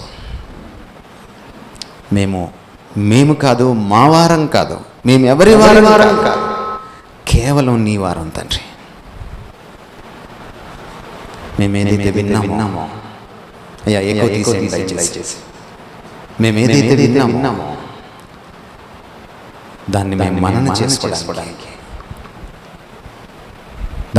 చేసుకోవడానికి, దాని ప్రకారం జీవించడానికి, వాక్యాన్ని మర్చిపోకుండా ఉండడానికి, దాన్ని మనసులో భద్రం చేసుకుని నీ ఆత్మ కార్యసిద్ధికి మమ్మల్ని మేము అప్పగించుకోవడానికి మాకు సహాయం దయచేయండి ప్రభా. వినడం అయితే అనేక మార్లు ఆసక్తిగా వింటాం, వింటున్నప్పుడు చేయాలనే మాకుంటుంది. కానీ నీ సన్నిధిలో బాసలు చేసి మరచిపోయేవాళ్ళం మేము. మమ్మల్ని క్షమించి మాకు సహాయం దయచేయండి. నీ వాక్యాన్ని పాటించాలనుకుని దృఢచిత్తంతో బయటకు వెళ్ళి పడిపోయేవాళ్ళం మేము. మా బలహీనతల్ని మమ్మల్ని దర్శించి మమ్మల్ని జ్ఞాపకం చేసుకోండి నాయన. ఏ ఉద్దేశంతో మీరు ఈ సమావేశాన్ని ఏర్పాటు చేశారో ఆ ఉద్దేశాన్ని మీరు నెరవేర్చుకోండి తండ్రి. ఈ సంఘం నీకు ఇష్టమైన సంఘంగా జీవించడానికి, ఈ సంఘం నిన్ను చూపించే సంఘంగా ఉండడానికి, ఈ సంఘంలో నువ్వు నివసించడానికి నాయన ఉవ్విళ్ళూరే సంఘంగా ఉండడానికి, ఈ సంఘం తండ్రి నీ కనుసనల్లో బ్రతికే సంఘంగా ఉండడానికి నాయన, ఈ సంఘం నీ స్వభావాన్ని, స్వరూపాన్ని పుణికిపుచ్చుకొని దాన్ని ప్రతిబింబించే సంఘంగా ఉండడానికి, ఈ సంఘం వాక్యాన్ని పాటించే సంఘంగా ఉండడానికి, ఈ సంఘం తండ్రి నరనరాల్లోకి వాక్యాన్ని ఎక్కించుకొని, వాక్యానికి అప్పగించుకొని, వాక్యం చేత పట్టబడిన విశ్వాసులు కల సంఘంగా ఉండడానికి నాయన కృప చూపించండి. నీ నామాన్ని మహిమపరచుకోండి తండ్రి. ఈ సంఘాన్ని క్షేమాభివృద్ధిలోకి నడిపించండి తండ్రి. ఈ సంఘాన్ని చూస్తున్న అనేక మంది అన్యులను నీ కుమారుని వైపు ఆకర్షించుకోండి తండ్రి. నీ రక్షణ భాగ్యాన్ని వారికి ఈ సంఘం యొక్క సాక్ష్యం ద్వారా మీరు ప్రసాదించాలని, నీ బలమైన సాధనంగా ఇక్కడ చేరిన ప్రతి బిడ్డను విశ్వాసిని వాడుకోవాలని యేసుక్రీస్తు వారి పేట వేడుకుంటున్నాం తండ్రి. Amen. Thank you so much.